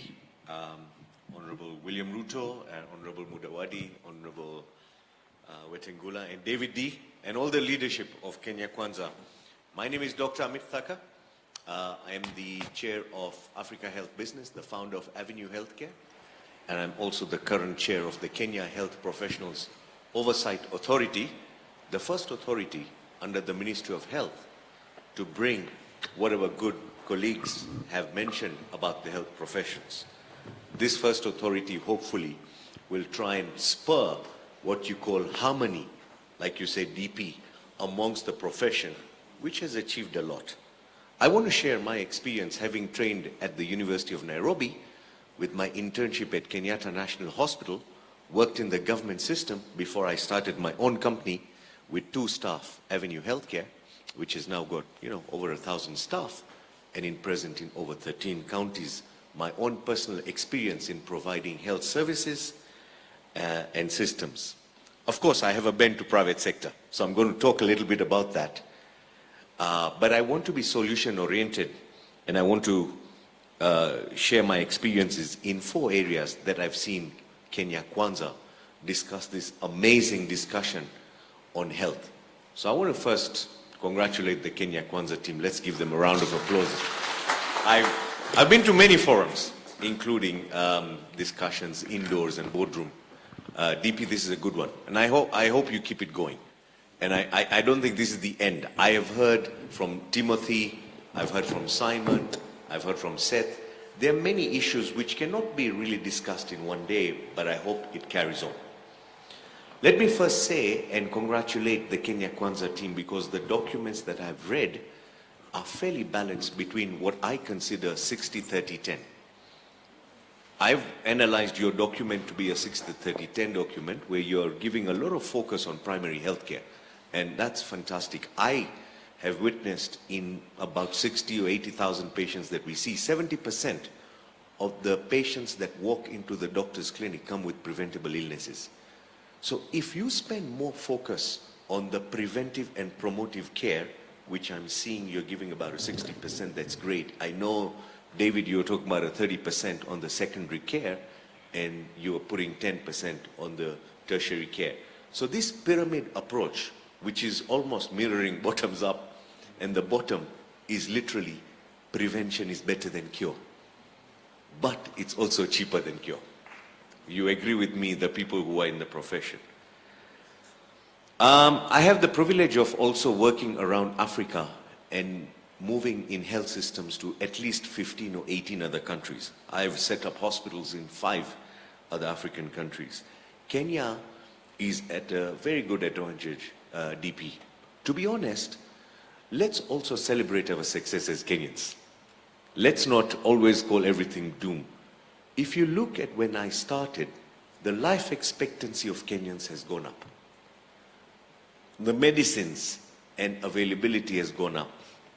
The number of doctors and health professions have gone up.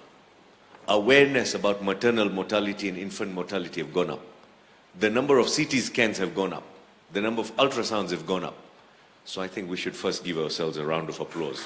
I mean, for the work that we have done, but there is a journey to go ahead. This country is different from the other neighboring countries because it has 3 strong pillars of healthcare. And in the 100 days, DP, that you have, and all the systems that David and the team are putting together, let's make sure that you are the government of all the 3 systems, because these 3 pillars are important. We have the public sector pillar, which is quite heavily tax funded, and we want to strengthen it. Then we have the private sector pillar, which is also the pride of East and Central Africa. Anybody with a dental problem in Uganda or in Congo, they know if they're in Nairobi, they're safe. In fact, many expats want to move here and settle because they know they'll get good health care. And thanks to the private sector, we've been investing. And the 3rd pillar is the subsidized pillar. Let's not forget the good work that the NGOs and the faith-based organizations are doing.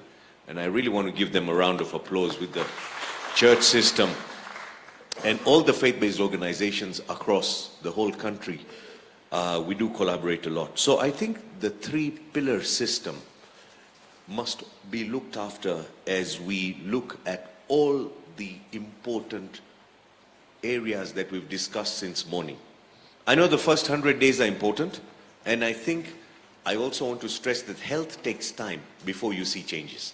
I don't think it's immediate. You know, when you open the expressway and then people just drive, it's like immediate impact. It takes time. Health, you build over time. Health professionals, you build over time. So if you have a long-term plan of 4 or 5 years, you will see health of women, children changing. But you do want to make impact. I would like to suggest 4 areas that this country might find health completely changed in 1 year of your administration. The first one is commodities. And many of us, we know that if the commodities are managed effectively and appropriately, the cost will go down. I support your stakeholder engagement. And I know the petroleum example that David used, most people in healthcare find this competitive overlap in the stakeholder engagement a bit tricky. So how you bring multinationals into that stakeholder and local manufacturers and distributors, I think we'll need to balance it. But I fully agree that where you buy from, how much you buy from, is going to change how much counties are going to be ending up paying. Why should I, in my hospital, when I buy just, say, 5,000 units of antibiotics, pay less than when KEMSA is buying, when they are buying 500,000? Economies of scale should make KEMSA the best buyer of antibiotics. Yet I can buy it cheaper than them from a local manufacturer. Why do the numbers not add up? And if the saving is passed to the county budget can go much longer. So I think there's a lot of work to do in KEMSA. Let's not throw the baby out of the bathwater at the same time. Let's fix where the gaps are. Let's also fix where there may be self-interest. But KEMSA should be able to provide a better price. But DP, let me say one thing. If we decentralize purchasing at 47 counties, one of the worries is where they would buy from. And the market here, unfortunately, when you open a container sometimes, when there's mitumba and you remove the clothes, at the back, there's a whole load of drugs. Ciproxine, Augmentin. So some people still bring in drugs that are not fit for Kenyans because of the loopholes in the whole system of bringing counterfeit and irregular medicine. KEMSA is happening to give us quality drugs in all the counties. If 47 purchasing units start opening up, the only worry will be, will they start buying poor quality of drugs for the counties? And that may damage the healthcare system, even if we have good doctors and nurses on the ground. So I think commodities is a big one. The second one I want to talk about, which I know you can make an immediate impact, is healthcare financing. And the whole idea, we spoke about risk pooling. And there's been a lot of system, should we have A or B, or should we go for 1 or 2? I think we should have a mixed model of health financing. Let me explain a bit. You know, United States spends $10,000 per capita per person on health. In Europe, they spend $4,000. We're not yet there. So we also need to be cognizant that our entire budget for the health sector is about $150 per capita. Now, there is so much we can collect from everyone who will be able to pay. Majority of the people are not able to contribute to become an NHIF member. You know, like Timothy said, he doesn't want to use the word indigent. So let's say those who are economically challenged. And the bill to you to make them members might be high. So could we, in financing, again, support both public risk pooling and private risk pooling? And you've mentioned it many times. And if you can contribute to NHIF according to your salary scale, rather than just a fixed 1,700 shillings, and it is pegged on salary, we could be considering it as a levy. In addition to that, you might not want to burden the public health system, and you still can afford the private health system. So my question, honestly, to you is, could we continue letting those who can afford private care use private facilities and leave the public facility for those who would prefer to have a publicly funded system in the beginning until we look at a more national system? So my view is a mixed system is better. When we introduced free primary education, you remember many parents were excited and they went taking their children to school. But many of the people in this room are still paying for private schools for their children. And that was good, because whenever you took your child out from the public system, you left a chair for a child who would not afford education in that school. So in the same solidarity principle, in health financing, I am also fully supporting your idea of splitting NHIF to make it more efficient. You know, we've always said, if you continue doing what you do, you continue getting what you're getting. I'm beginning to hear your structured approach which is actually a global standard of how social health insurance is managed, where you have a different arm collecting the money, which is the revenue pool. You have a different arm that will be interested in accreditation. Hospitals, clinics, you accredit, and there's a different arm settling claims. When you have the judge and the jury in one state corporate, we get what we get. And this is why we're having inefficiency losses of the $500 million, which I hope should go to $1 billion of risk pooling every year. The third pillar I want to talk about is the pillar of human resources. Kenya is endowed with youthful, English-speaking, smart professionals. We should be taking advantage of these and try to have e-learning systems in place. I realized that the number of people who want to become health workers is far greater than the capacity at KMTC. The admissions that are given, and some of the limitations are infrastructure and faculty. So let's start producing health workers, invest in our faculty, start introducing e-learning, which has been a major way where we are having more health workers coming through, and partner with other institutions to have this CPD and quality of learning that keeps improving. Our partnerships with the global community is pretty good.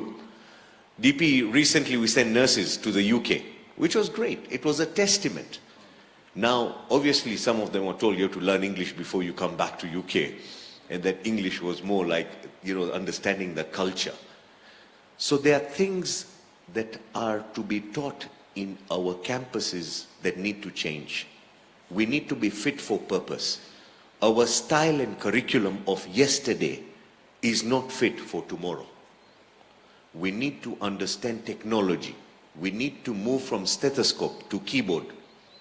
We need to have collaboration and patient engagement. I feel we have the best time for human resources for health, like Philippines did many, many years ago, and had a bilateral arrangement. So that's going to be impactful. The fourth one, I think you touched about it. And I think the fourth pillar is digital. And I think you are also so passionate. You make sure you don't miss that point when you talk about it here. I think we should start exporting our telemedical services. Do you know, for many, many years, India had export compensation for pharmaceutical, and we got many packaged medicines coming in. And they've got the trade right, and they're doing it right. They've got that. But recently, they have started introducing digital health and telemedicine to be sold to the rest of the world.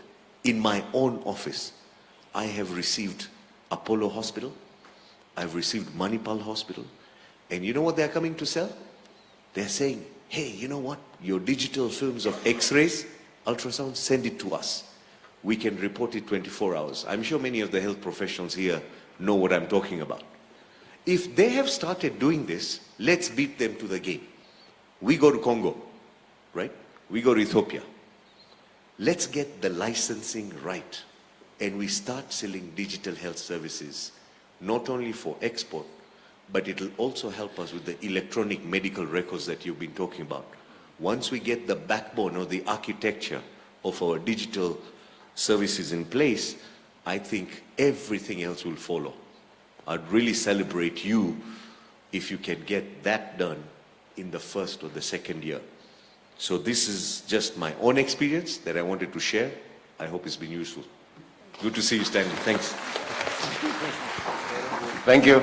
One moment, Thaka, sorry. Yes. Let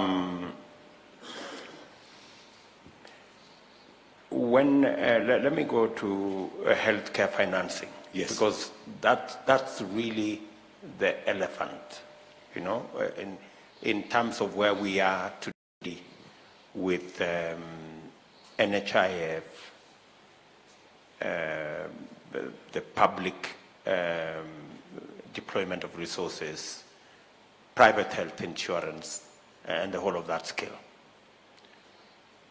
as has been said here, last year we spent in total public, out-of-pocket insurance, close to 550 billion on health. Now, when you say we need a mixed system, you say those who can afford private insurance should continue, should be allowed. Yes. And then the people in NHIF should go to public hospitals. Isn't it possible to make it seamless and continuous? Isn't it possible for us, for example, to say, if you are on a private insurance of 80,000 a year, yeah, it's possible for that private provider to cede whatever it is, 20,000 yes, of the 80,000 yes, to NHIF. Agreed. To provide the base. Yes. And then the next levels of engagement, as you climb up the ladder of health provision, then the insurance can pick it up from there. So that we do not have two sets. We have one set, but it is continuous, seamless, but structured. I see. Don't you think that's... It's a good suggestion. Let me give you a collaborative proposal. Let's say I'm paying 80,000 for private insurance and I give a levy of 20,000. I want to just use your same argument. Or let's say I call it the fee. And we have, say, 3 million people in private insurance here. And if we divide it by 47 counties, that amount of money that we could get from them as a levy could help 47 counties sponsor the people who are not members of NHIF. So, you know, what I wanted to think of, I don't know the exact numbers, but it's something that I want to speak with David. If we got enough money for the people who can afford, in a county there are two types of people. There are types of people who are employed and are members of current NHIF, sorted out. But DP, there are many people who are not members of NHIF. To me, that's your priority. A country will be judged by the people, by the system that looks after the vulnerable. How do we get the people who are not members of NHIF to be covered or to get care? And the dual system I was thinking of was, you were saying, let the basic be the standard and then let it be a continuous system. That's one approach. The second approach is, let it be separate systems, both public and private. I also want NHIF members to go to private. Let them choose. In fact, let them vote with their feet. That way the public sector will become better. But let the private sector pay a certain fee that will help many of the people who are not members of NHIF to get a fund. 47 counties. I'm trying to figure that out. And so we have more people who are covered and are catered for into the system. And those who are not members will end up going for primary health care anyway, which is tax-funded system. If you make our clinics fantastic, like you said, dispensaries, so there's no lack of doctors, where you are looking at health centers, believe me, you will put pressure on the private sector. Because as government pulls up its socks, we have to pull up our socks. And the whole system will go up. Sorry. Okay, maybe so that I can give it to David. I would not, Thaka, I would not go for the people who are paying private. I would not want them to pay a fee to NHIF to take care of indigents. No. Okay. Because we do not want to burden people unnecessarily. The public sector provides the base, and the base is available for everybody, right? What I'm looking at is we want a seamless health provision, seamless, so that but everybody gets a piece of, especially the people who pay private insurance. They should make their contribution like everybody else. Agreed. And benefit from primary health using NHIF. NHIF. Right? And NHIF will pay to the extent that everybody else on NHIF can get. And then from there, we can then make sure that they can benefit, but it has to be seamless. Maybe David can help me explain better. Let me elaborate so that Ramit can react. Okay, let's throw some numbers. The thing we want to sort of react to, and you're the best person to react because you run a private MO, correct? Correct. Now, we're trying to solve, let's first say 550 billion. Yes. Contributed as follows. Government and donors, 350. Insurance, including socio and private, 50. That's NHIF and private. It's about 10%. Okay? 27% out of pocket, 150 billion. So we then do, but we say, that's 11,000 shillings per capita. Right. Or because we have 12 million households, it's 55 million shillings per household. 55,000 shillings per household. So we look at it and say the following. The government is spending 7 shillings per person. Or multiplied by 5. 35 per household. Per household. Government is spending 7 or 6 to 7 shillings per person. Then per capita on insurance, social and private, is 1,000 per person. And then per capita out of pocket is 3,000 shillings per person. We're saying now, would it be possible, if it's 3,000 per person, which works out actually to something like 12,500 per family, plus the 1,000, so would it be, actually, if you exclude the government and donors, if you take the rest, what we do in Harambes, plus what people have paid in insurance, it's 4,000 per person. It's actually 16,700 per family.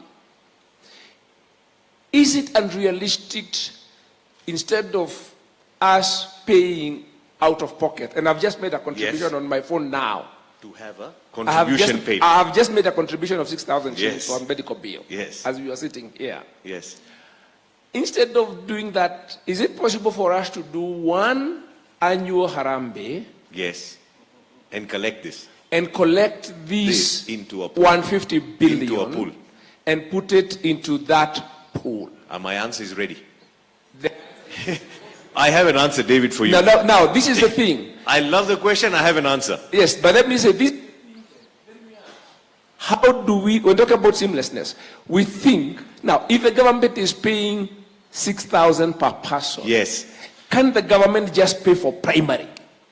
Okay. I like that question. By whatever model. So government just pays for primary. Let me come to where you're talking about parallel. And then, because we've already made social insurance mandatory through NHIF. Yes. So the question we have there is, once we've made it mandatory, can we make enrollment universal? That becomes the question. How do we make enrollment universal? And if enrollment is universal, how do we give people choice so that we accommodate private? Agreed. So the question then becomes, could we make the two stack on top of each other so that social sits here, and when we have done a bit of math, we have said if you graduate, instead of saying it is 3,000 per person, yes, we did some math and realized if you graduate, yes, it can be between 300 and 3,000 per family per month. Wow. And that would raise, there's a way you can do it, and it raises 200 billion shillings. If we could enroll everyone. The problem, I love the question. The question is enrollment. Now that's where I'm coming with private health care. Could we allow people in private insurance to be enrolled by their insurer? Yes. So that instead of you paying twice, when you talk about seamless, yes, instead of you paying twice, can your insurer enroll you in the socio for the tariff that you should pay at your income? Okay, so that it becomes a collector. Agreed. And then, when your insurer covers you, so that somebody, the person you've covered, they have been enrolled for, their family is entitled to 20,000. They're enrolled for 20,000, and they are entitled to 50,000 shillings worth of service, or 100,000 shillings. Yes. But your insurance Yes. is for 80,000, and it entitles them to 400,000. Yes.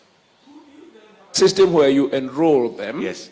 And then once their claim comes, you recover what they are entitled from the socio, and you pay the balance yourself. Agreed. Yeah. That's what you're calling seamless. I like Is that something that we could work towards? Yes. I think it's workable, because even in the private insurance, there are ideas of co-payments and capped payments. So you are saying you are capping. So the first risk is taken by the basic cover. Enough. And then anybody else who takes a risk above a certain amount, the private insurance kicks in. So it is seamless. But let me do a survey for you, David. Just here. In this room, we have many people. My view about all we are talking about is trust. It's trust. I think Kenyans are finding the issue of prepaying. There's a lack of trust. We have to build trust. Let me see by show of hands, how many of us trust paying NHIF? You trust your money is safe. How many of you don't trust NHIF? Have a look. DP, have a look. See these numbers. This, if you go to the ground, people don't have an issue of becoming prepaid, the 27% you were talking about, David, and how you can make it between 200 and 3,000. The issue is, when I give my money to a state, which is taking a fixed fee, when it comes to give me benefits, will they give me? So we have to improve awareness. I'll be honest. Let me intervene and ask the following question. Can we take the social insurance away from the state? Quote unquote. Not a finish. I don't know. No. Let me finish. Yes. Because you're saying, how do we build trust? I'm actually now going to the trust question. Yes. How could we change its governance? Exactly. So that we trust it.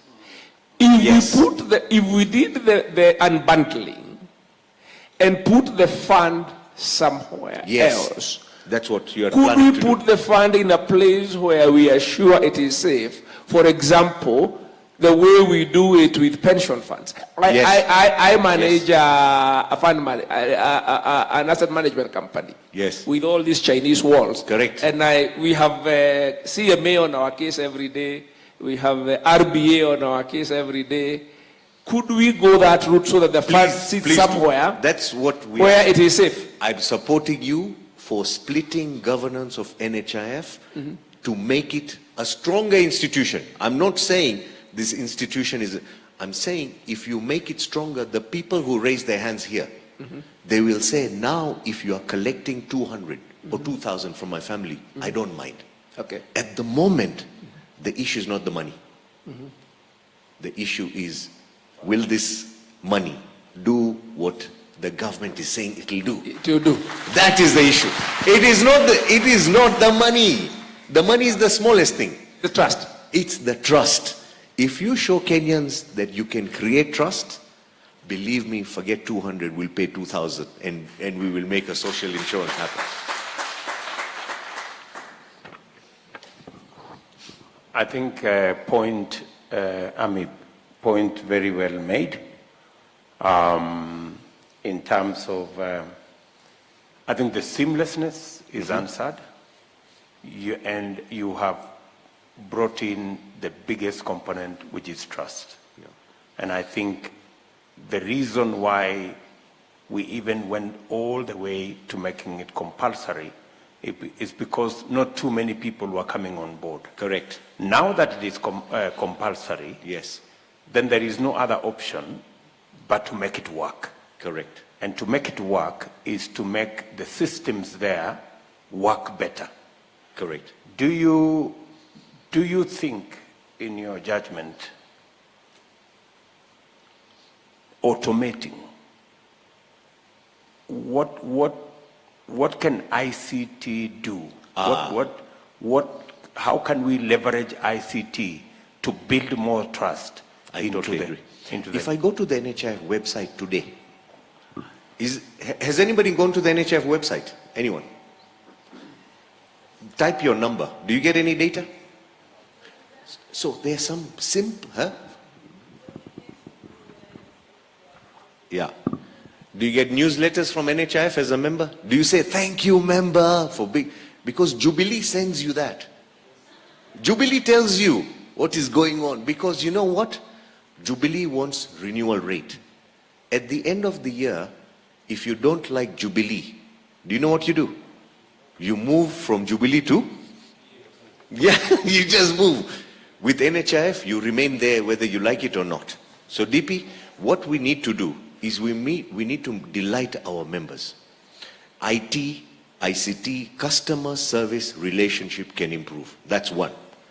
But also red alerts on where the leakages of fund claims administration system. To be honest, that's what it is. The whole insurance world, you know, in India, it's illegal to run your own claims as an insurance company. You're not allowed. You have to, by law, give it to a separate claims administrator who has a fixed fee called 10% of your premium.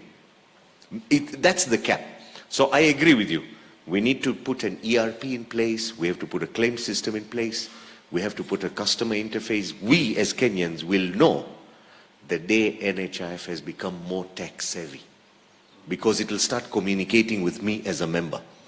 I have a hard time receiving, and I'm not very happy about that. I do want our customers of NHIF to be happy. And let's make them happy by giving them what they want. Thank you very much, Amit Thaka, for your insights. May I just one moment? Yes. One final one, just as an observation. Mr. Thaka, one of the issues about trust simply boils down to an experience of NHIF and indeed even the pension body. Yes. The welfare body, NSSF. NSSF. The investment, the losses that have gone from previous investments. Do you want to say anything around? Yeah, they should not buy hospitals. They should not put up too many buildings. They should not put money in a bank that was going bust. But I agree with you.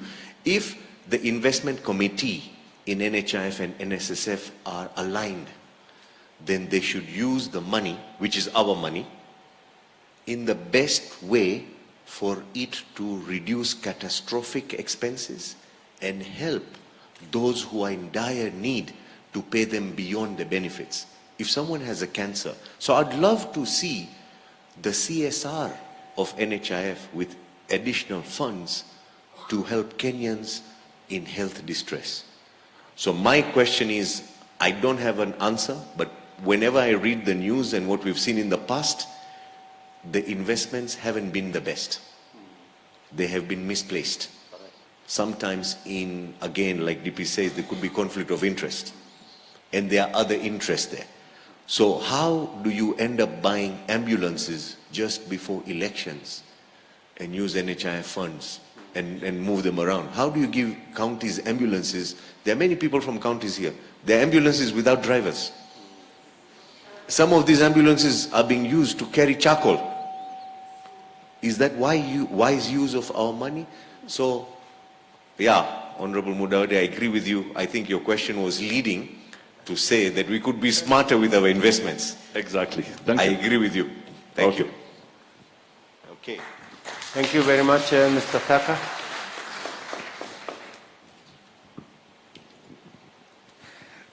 Thank you very much, Dr. Amin.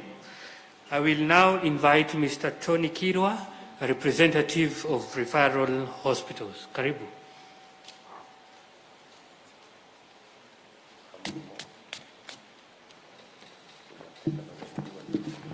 Your Excellency, the Deputy President, the guests who are here, all protocol observed.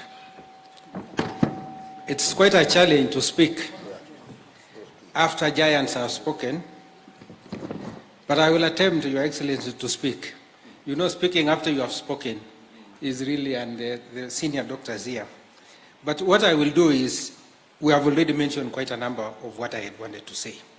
So I will enrich and concretize issues which have been brought here. Last week, Your Excellency, you met people with disabilities, and I listened to you. And we were saying, a country is judged by how much we support the vulnerable.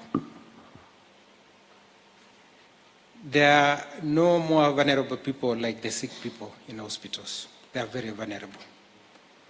And when you look at how much we allocate, Your Excellency, to health sector, both at national and at the county level, it's just 4% or less.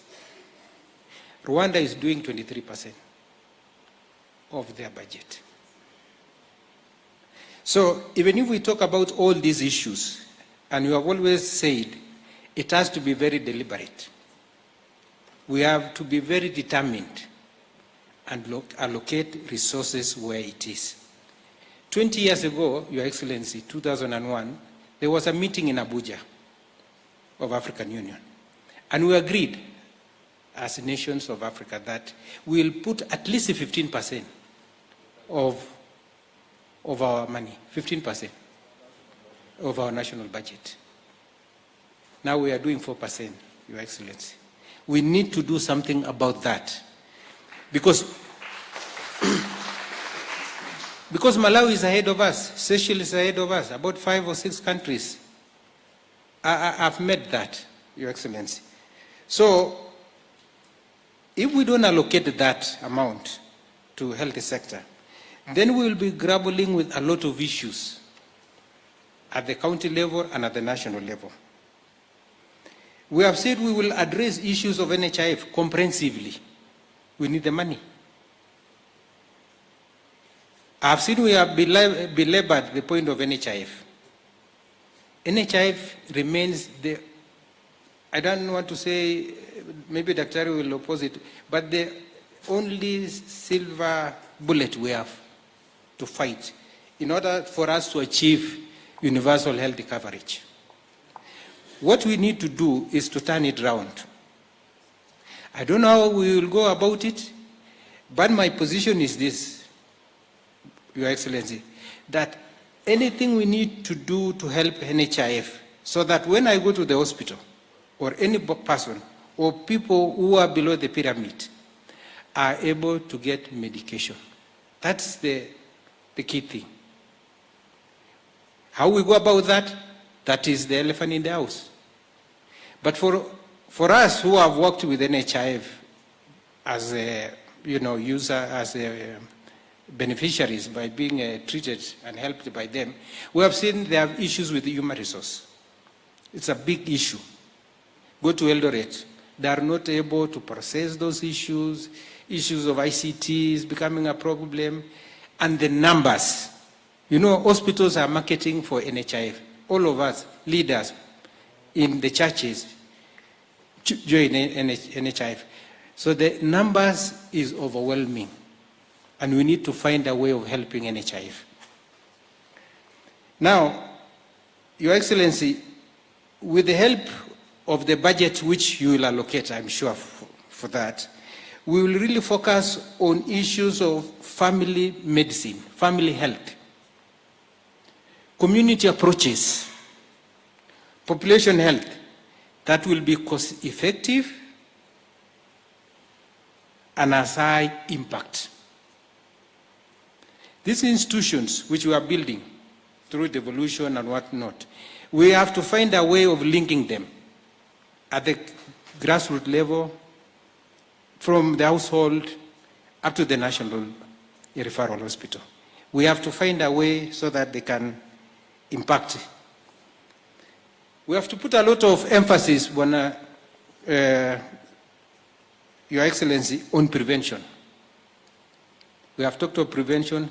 We need to find a way of preventing these diseases.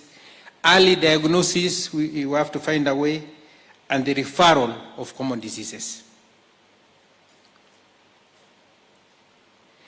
You have asked us whether we need to do something about the referral institutions.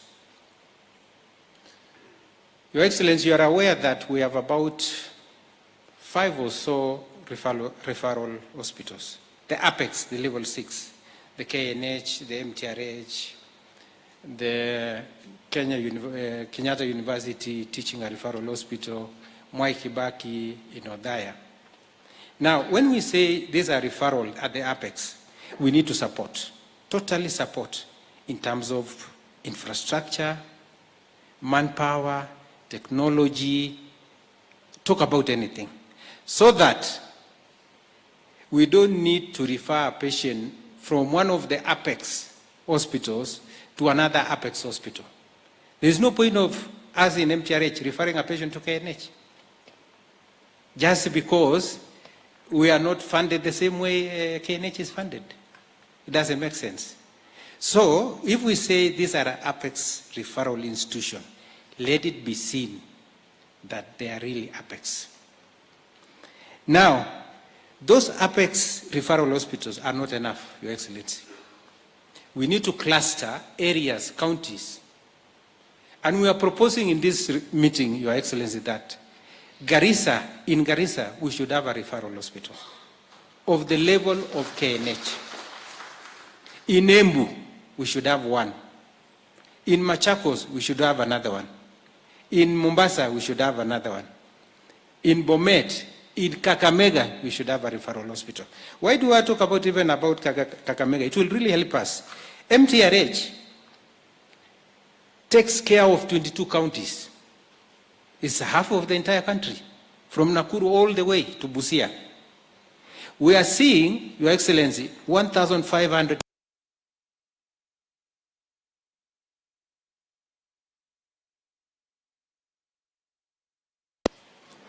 If you check from the government, they will tell you MTRH is 1,000 bed hospital. It's 1,000 bed hospital. Look at the map. We are admitting 150 every day. Where are the rest being placed? We can't send them away. That's a government institution. They have to find a way to where to sleep. And that's why we're ending up with having 2 or 3 patients in one bed. The infrastructure stopped.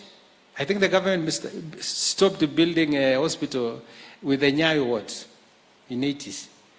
Whatever you are seeing in MTRH is out of friends of the hospital, partners. We are partnering with Moi University, and Moi University gets support from Indiana University, all Northern American University, by virtue of research. And that's where we want to spend more money again, on research. Best practices. Yes. We want to see government, out of that 15%, this is how we will get this support, Your Excellency. So, I'm answering quite an issue so that I will have very few questions from Professor Ndi. And I'm not lucky, the Vice Chancellor not here again to give me the same, what he has given the Deputy President. What I am preempting is that we have talked about health, they call it what, Service Commission. Many people fear to use that term. What we are proposing, Your Excellency, is that there should be a way whereby a doctor in Alupe, in Busia, and a doctor in Elwak or in Machakos can be brought on board so that their salaries are the same. If he's posted to Nairobi, to NMS, he will earn the same amount. That's what we are saying. Let us structure it so that elder workers can find a way their welfare is catered for wherever they are. So this urge to go to Nairobi will not be there. Because I'm earning the same salary like someone who is in Nairobi, if I'm in Alupe. But as long as someone in Alupe, a doctor in Alupe, earns very little money compared to a doctor in Nakuru, then there is that discrepancy and becomes a big issue. We need to address that issue. Now, we have talked about doctors and elder workers going on strike. In MTRH, we have found a way. And we hope other institutions can follow it. For the last 5 or so years, we have never had any industrial unrest in MTRH. And Mr. Shet Panyako is here, he can witness. And he knows the secret, what we employed. Can I say the secret? We talk with the unions. We don't fear to talk to the unions because they also mean well.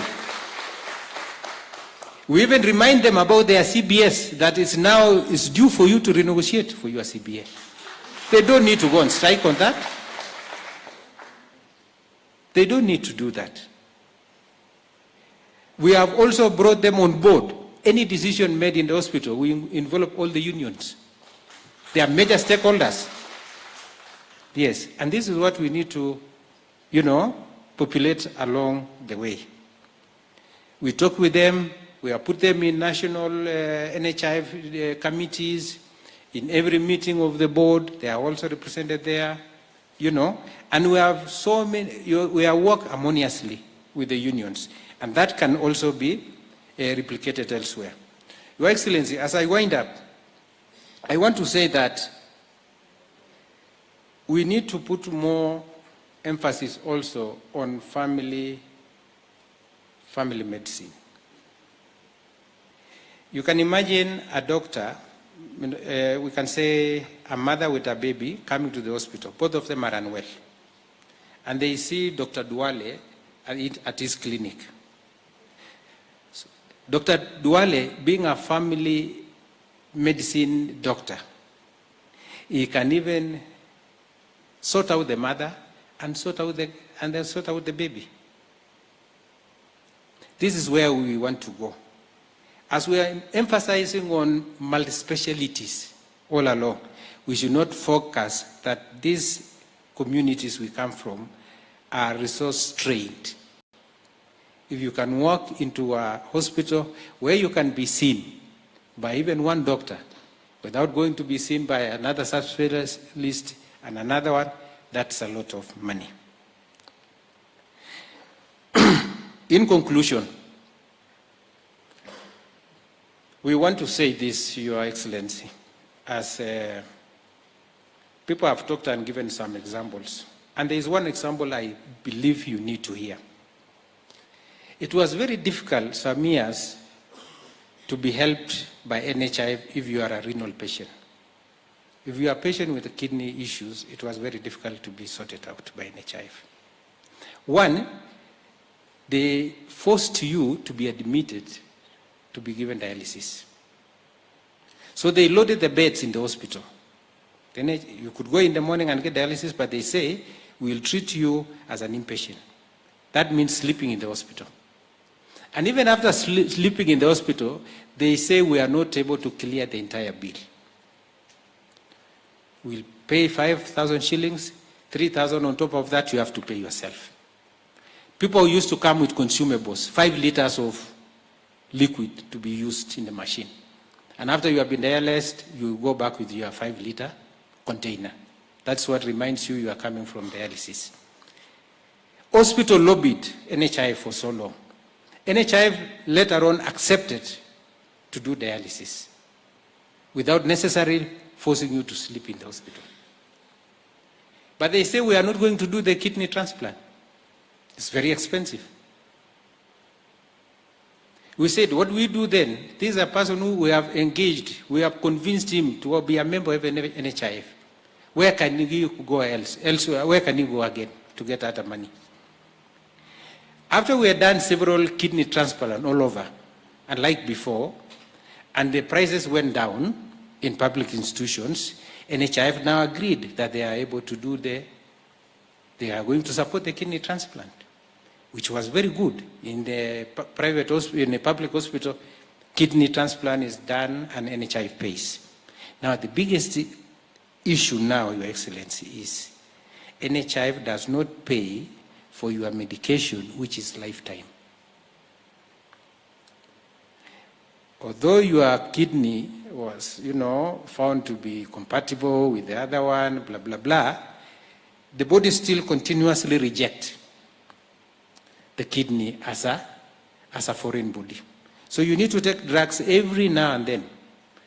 And you know how much it is, that, Your Excellency? 40,000 shillings every month. So you need to have about $500,000 to have those drugs for 1 year, for example. Now, because you are not able to foot that bill of 40,000 every month of drugs, what happens again? You relapse. You go back again for dialysis because NHIF pays. It will not refuse because it's covered. And the idea of getting kidney transplant was to get out of this dialysis, isn't it? Now, because you are going back again to dialysis, dialysis is a stopgap because you are supposed to go for another kidney transplant, which NHIF is willing to pay for you again. You finish, you replace the other kidney, you are given another one, but you are not paid for the drugs again. So we are finding these people again in the hospital, Your Excellency. It is a very sad story indeed. And that is one aspect of it. Thank you very much. Thank you very much, Tony. I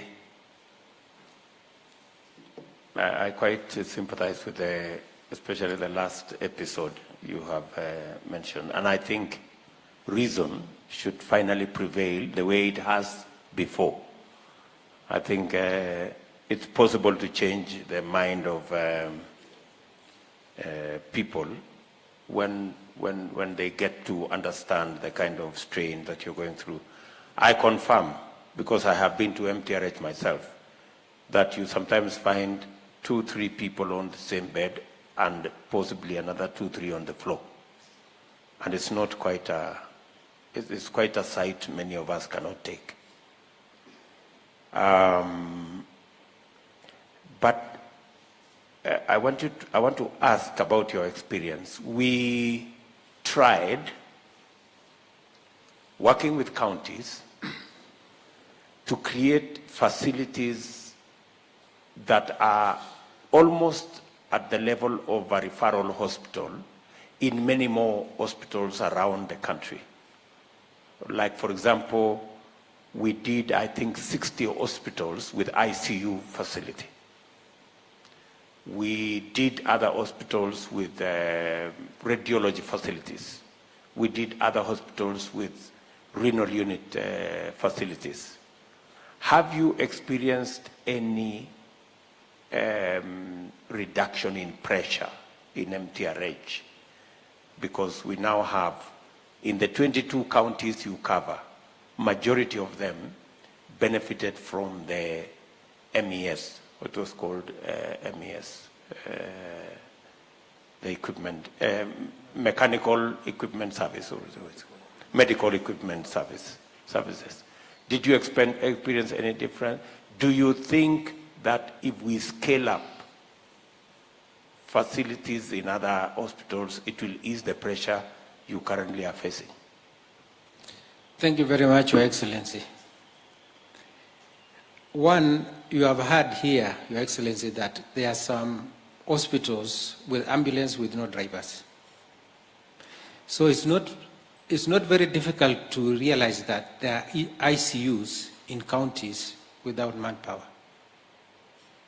It's a very technical line of technology. So with all those, I've seen in Iten and many other places, even Our Excellency, Ms. Kenyatta's Beyond Zero, they are just lying idle. They say they don't have drivers to drive those vehicles. So we have quite a number of equipment all over, scattered all over. They don't have biomedical engineers to fix even a fuse in it. They don't have doctors to look at them. They don't have nurses. And that's what we are saying here. We have to have deliberate move to train the manpower again, the nursing. Because now even nurses have PhDs. We have nurses who take care of patients in ICU, critical nursing. So counties don't have them, and you had the challenges they were facing initially. And that's why we are saying we have to have a system, although we don't want to say it's a commission, that it takes care, it trains these people, it places them. It can even use the performance enhancing, whatever, to monitor them, so that it's easy to deploy them elsewhere. Very few counties, Your Excellency, have managed to train 1 or 2 people, and still they are not confident enough to say whatever they are produced can be used for treatment. So they will still bring it to MTRH again to be read and interpreted. And that, whatever is being brought comes also with the patient. Yes. So the whole range, the whole array of things to be done, as the Secretary General of Nursing had said, we need to do much, not only getting those items, they are lying idle many places. I remember in Wasingishu, the governor had even to donate them to us because they had no capacity to use them, And that is, it cuts across all counties. So even if we were to bring up this referral hospital I was talking about, sir, like the one of Kakamega, for example, or Garissa, we have to do a deliberate. Yeah? We have to mentor them. These big institutions, like us now in MTRH, these counties, we are getting out to help in many ways because it helps us to reduce the number of referral cases to MTRH. So we need now to move again and empower these apex referrals to be able to influence the outcomes around their areas. So we reach out there, we do deworming, malaria, many other things to prevent some of small diseases which end up in MTRH, Your Excellency. Okay, thank you very much, Mr. Kirwa, for your presentation.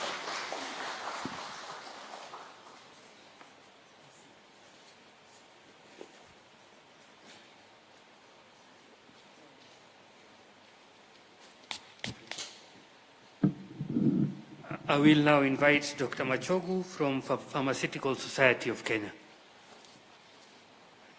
Okay. Your Excellency, the Deputy President of Kenya, other leaders, colleagues, good evening, good afternoon. Yeah, I'm really happy to be here to speak directly to His Excellency. And Dr. Cohen, please just come hand out the... I've been told to just speak for 3 minutes, so I'll just keep it short and I'll give my presentation to you formally because my members have elected me and sent me with this information. Okay. You have mentioned KEMSA, I have to speak about KEMSA. And I'm not just here because my MP is a gubernatorial candidate for Kisii County on Kenya Kwanza ticket, His Excellency Machogu.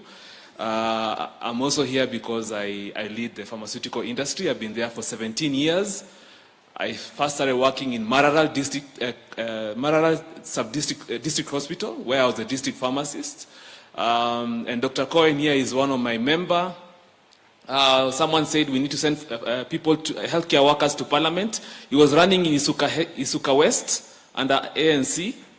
Isuka, yes. A handshake happened and he was leading. He won popular vote, but he didn't get the ticket. So, Bwana Deputy Party Leader, tafadhali mpatie nomination at that level. So I will speak on 3 things. The fourth one is NHIF. I'll leave that because today NHIF, 92% of the money they've collected or due to collect this year has already been spent. ICT will help, yeah, will help curb fraud, and also it will improve efficiencies. I will not talk much into that. I'll talk about leadership, governance, policy, and legislative agenda as my first point. There, you have institutions like Pharmacy and Poisons Board, National Quality Lab. We heard about private hospitals are wondering, why is PPB registering all these medicines and there's no one worried about the quality? So those boards have been running for the last 3 years without a board.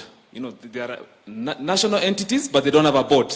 They've been running without a board. Yeah? So governance-wise, for the last 3 years, going to the fourth. So within the first 100 days, if you can get those boards in place, inaugurated, done deal, Kenyans can be comfortable that the medicine being registered is of quality. KEMSA. Now, KEMSA is the largest pharmacy in this country. The second largest is Meds. Meds deals with the faith-based. Very efficient. No one worries when they buy medicines from Meds. No one worries when they supply meds whether they'll get quality. Yeah, whether they'll get paid. Yeah? It's a done deal. Yeah? So if we can have governance at KEMSA, already there's reforms happening there. We have no problems with the reforms. But honorable former party, what do you call it, leader of majority in the National Assembly will attest, and we've complained so much to him, he knows he's protected us. Pharmaceutical Society of Kenya has been deleted from the KEMSA Act. Yeah? And once it was deleted, all these things started happening. And now no one is standing on best practice, ethics, and professionalism at KEMSA from a governance perspective. Yeah? So if within the first 100 days we can have legislative amendments that return us back to KEMSA, and even the Pharmacy and Poisons Board, we were deleted.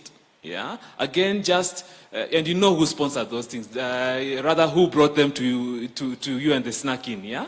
So we would like to see professionals back to these bodies for governance purposes. A pharmaceutical policy for this nation, there hasn't been any review of the pharmaceutical policy since 2012. Again, within the first 100 days, the directors sitting at Ministry of Health should be able to give you a national pharmaceutical policy that takes you to the vision you want to take the country towards. Just hold on there, sure. Dr. Yes. So, you're deleted from these boards? Yes. What was or the reason is the one we know? You are asking too many questions. No, you're not asking too many questions. Actually, the reason is the one that is known. When you don't have professional oversight on the boards, decisions get made like buying short expiry medicines that are not required. I used to be a district pharmacist in Samburu. KEMSA, in 2006, 7, 8, I was a district pharmacist in Samburu. KEMSA was the best institution in Africa. Yeah, in terms of supply chain and what have you. But because we are removing professionals from there, there's no oversight. So deals are being cut. Yeah. Asante. I hope I'll get protection. Eh? Tunaongea sana. Lakini hii ni nchi yetu na tunaipenda sote. Yeah.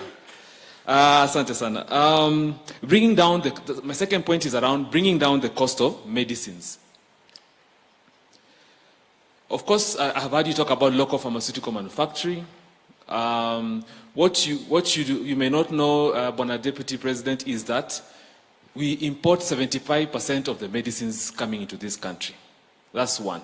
And even those ones imported, costs are laden from taxes. Yeah? So if I need to retain my medicines, the Pharmacy and Poisons Board has to, because it's not funded by the Exchequer. Yeah, one of the things that you need to do maybe in the first 100 days also is review. Should Pharmacy and Poisons Board be funded by the Exchequer so that it stops levying fees that even increase the cost of imported medicine? But even on the part of reversing from 75% to maybe 75% manufactured, if you want to do that, Bona DP, that would be like a 30-year journey. Bangladesh took that long. But yes, if you will take the seat as the father of the nation, what will happen is you need to have that view that you need to work with us as healthcare workers to get you there. How we'll get you there is local manufacturing should be given precedence. Currently, local manufacturers export to Ethiopia. Cosmos is the biggest exporter to Ethiopia, to Malawi. We have 40 pharmaceutical manufacturing plants who are operating at 50% or below capacity. Yeah, you need to ring fence so that we manufacture those things here, at least for the essential medicines, the things that are common. And the next step, of course, is we need to go to, in 30 years, we can get to Bangladesh, who reversed in 30 years by getting to a point where we are able to manufacture cancer medicines, because our 30 years knowledge and skill transfer would have happened. So, I believe we'll pray for good health for you so that you can also be there and see the fruits of that. So you have to plant trees under whose shade you will not sit, but we are looking forward to that. Number 3, pharmacy practice and primary health care. Every patient who goes to a facility leaves, 90% of those patients leave with medicine in their hand. But as they leave, you'll see, because of the facility funds that used to be there, we now have pharmacists, nurses having to mop our places because there are no workers. You know, it used to be called, let me get the exact word so that I don't say my own things. What was it called? Yes, it used to be there, it used to support these things. Now, tunatoa pesa yetu ya mfuko kufanya hii kazi, yeah? Now, these professionals need to be there sitting with the patient, and what I heard someone talk about, value-based, FIS, yes, you are a member of parliament and you know those, I'll get you the exact word, yeah? Because those funds are not there now, yeah, we have to do these things ourselves as healthcare workers. So we like to get, yes, sorry? Oh, we have to, for example, we have to get healthcare workers to do work like mopping the floors, because we can't hire even subordinates, you know, at that level, yeah? Again, for each facility used to sustain itself from the money it makes from its collection. Finally, I think I will not do this justice if I don't mention the point of, when I'm talking about pharmaceuticals, we need to do curriculum review, again in 100 days. We've had curriculum that has been there. When I graduated, there's only one university, University of Nairobi. Now we have, even these ones to do train pharmacy, but they have to use the same curriculum. Now we are moving to digital. We need to destigmatize digital so that we can also, as you give us the HMIS to run healthcare, we need to be indoctrinated in the new way so that my notes don't have to be manual, so to speak. And I think that's it from my end. Ile nimesahau, nimepeana dosia, and we are available to support this journey. Asante. One moment. Thank you very much, Mr. Machogu. Yeah. I don't mind the 30-year journey, but we have to begin. We have to begin, yeah. Even if we did several steps and we are heading in the right direction, that would be the thing to do. Mm-hmm. Now, so listening to you, you're saying local manufacture, we should support local manufacture. Yes. Is that what you're saying? Yeah. Yeah. And you're saying there are already facilities that are working at 50% capacity. Mm-hmm. Mm-hmm. And you're saying that we can ring fence the essential medicine lists essential to be medicine, manufactured by local the ones that we know, yeah, we will certainly need procure, them. exactly. We'll certainly yeah. procure. The 80% that will always be in need of. And that's about 80%. Yes, yes. Of the essential medicines, there are 80% of those medicines, we even have capacity to manufacture them. Yes. The issue might be that because we have to import the active ingredients, the cost might be a bit more, but with the incentives that we get to pass that cost back to you as citizens, and also we get to keep the dollars here, yeah, to create more jobs and even build our capacity, because that's how Bangladesh did. Today they manufacture cancer medicines, which we can't today, but 30 years later we can, because we allowed ourselves to build our local industry. Yeah, increase that 50% annual capacity, utilize it fully. Yes. Yeah. So, and yeah, that's what you're saying. You're saying our first port of call is to use the 50% capacity we already have that is not being utilized. And we can also target immediately essential drugs. That's what you're saying. Low-hanging fruit, essential paracetamol, flagyl, all these medicines are already, some antibiotics. We have entities, hypertensive medication. Correct. Today, Cosmos manufactures hypertensive medication, Rigol. Can we buy that entire consumption of the entire 100% capacity? Yes, that's what I'm saying. Yeah. Wonderful. Yeah. It's not being done today. That's a very good by that 100%. Tafadhali makofi ya hiyo ikifanyika hiyo, we retain today, we have to look for places to buy dollars because we have to import 75% of these medicines. Why? Just because it's cheaper? Can it also, once we buy that intentional medicine list, we'll make it cheaper. We'll make it cheaper. Yeah. Leader of majority. Maybe two questions. One, one of the reasons why they removed you when I asked government was that you are also part of conflict of interest. Okay. Yeah? Because big companies who are tendering, putting tenders for KEMSA, you guys had a role, they were your buddies.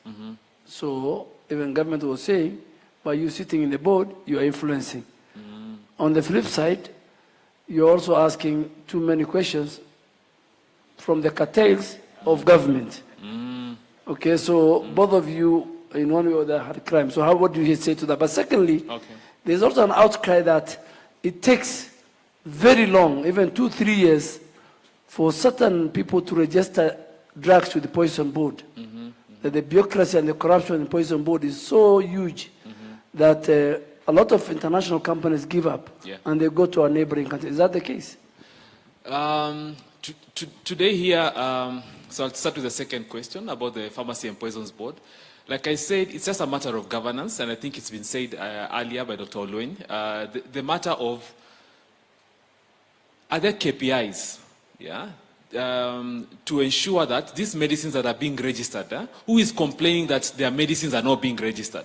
And does the president, for example, know? Or as the contract is being renewed for these leaders at the Pharmacy and Poisons Board, are these questions being put into task? And some of the questions we used to bring to you to ask them in the parliament, why is this happening? Why is this taking long?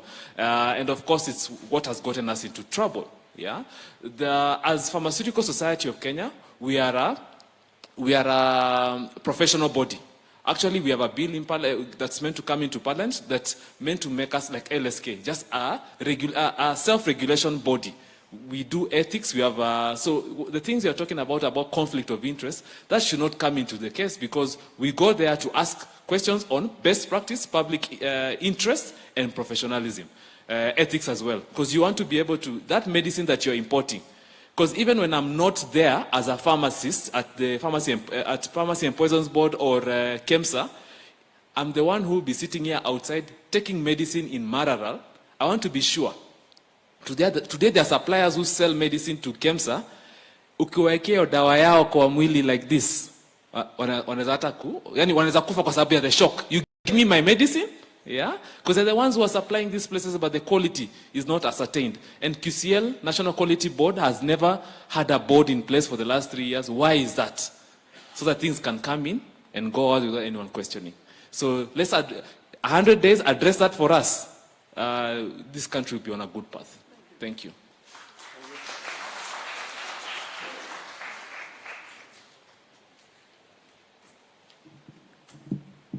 Are we happy?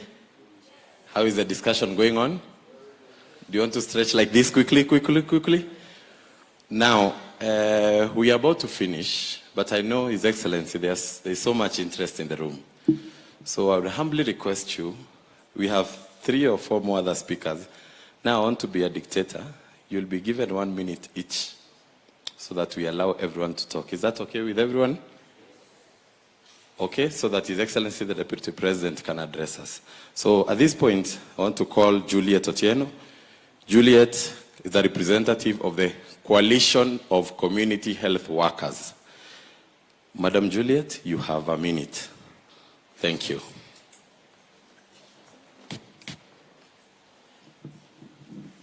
Good afternoon, Your Excellency. All guests, all present here, thank you very much. All present here, thank you very much.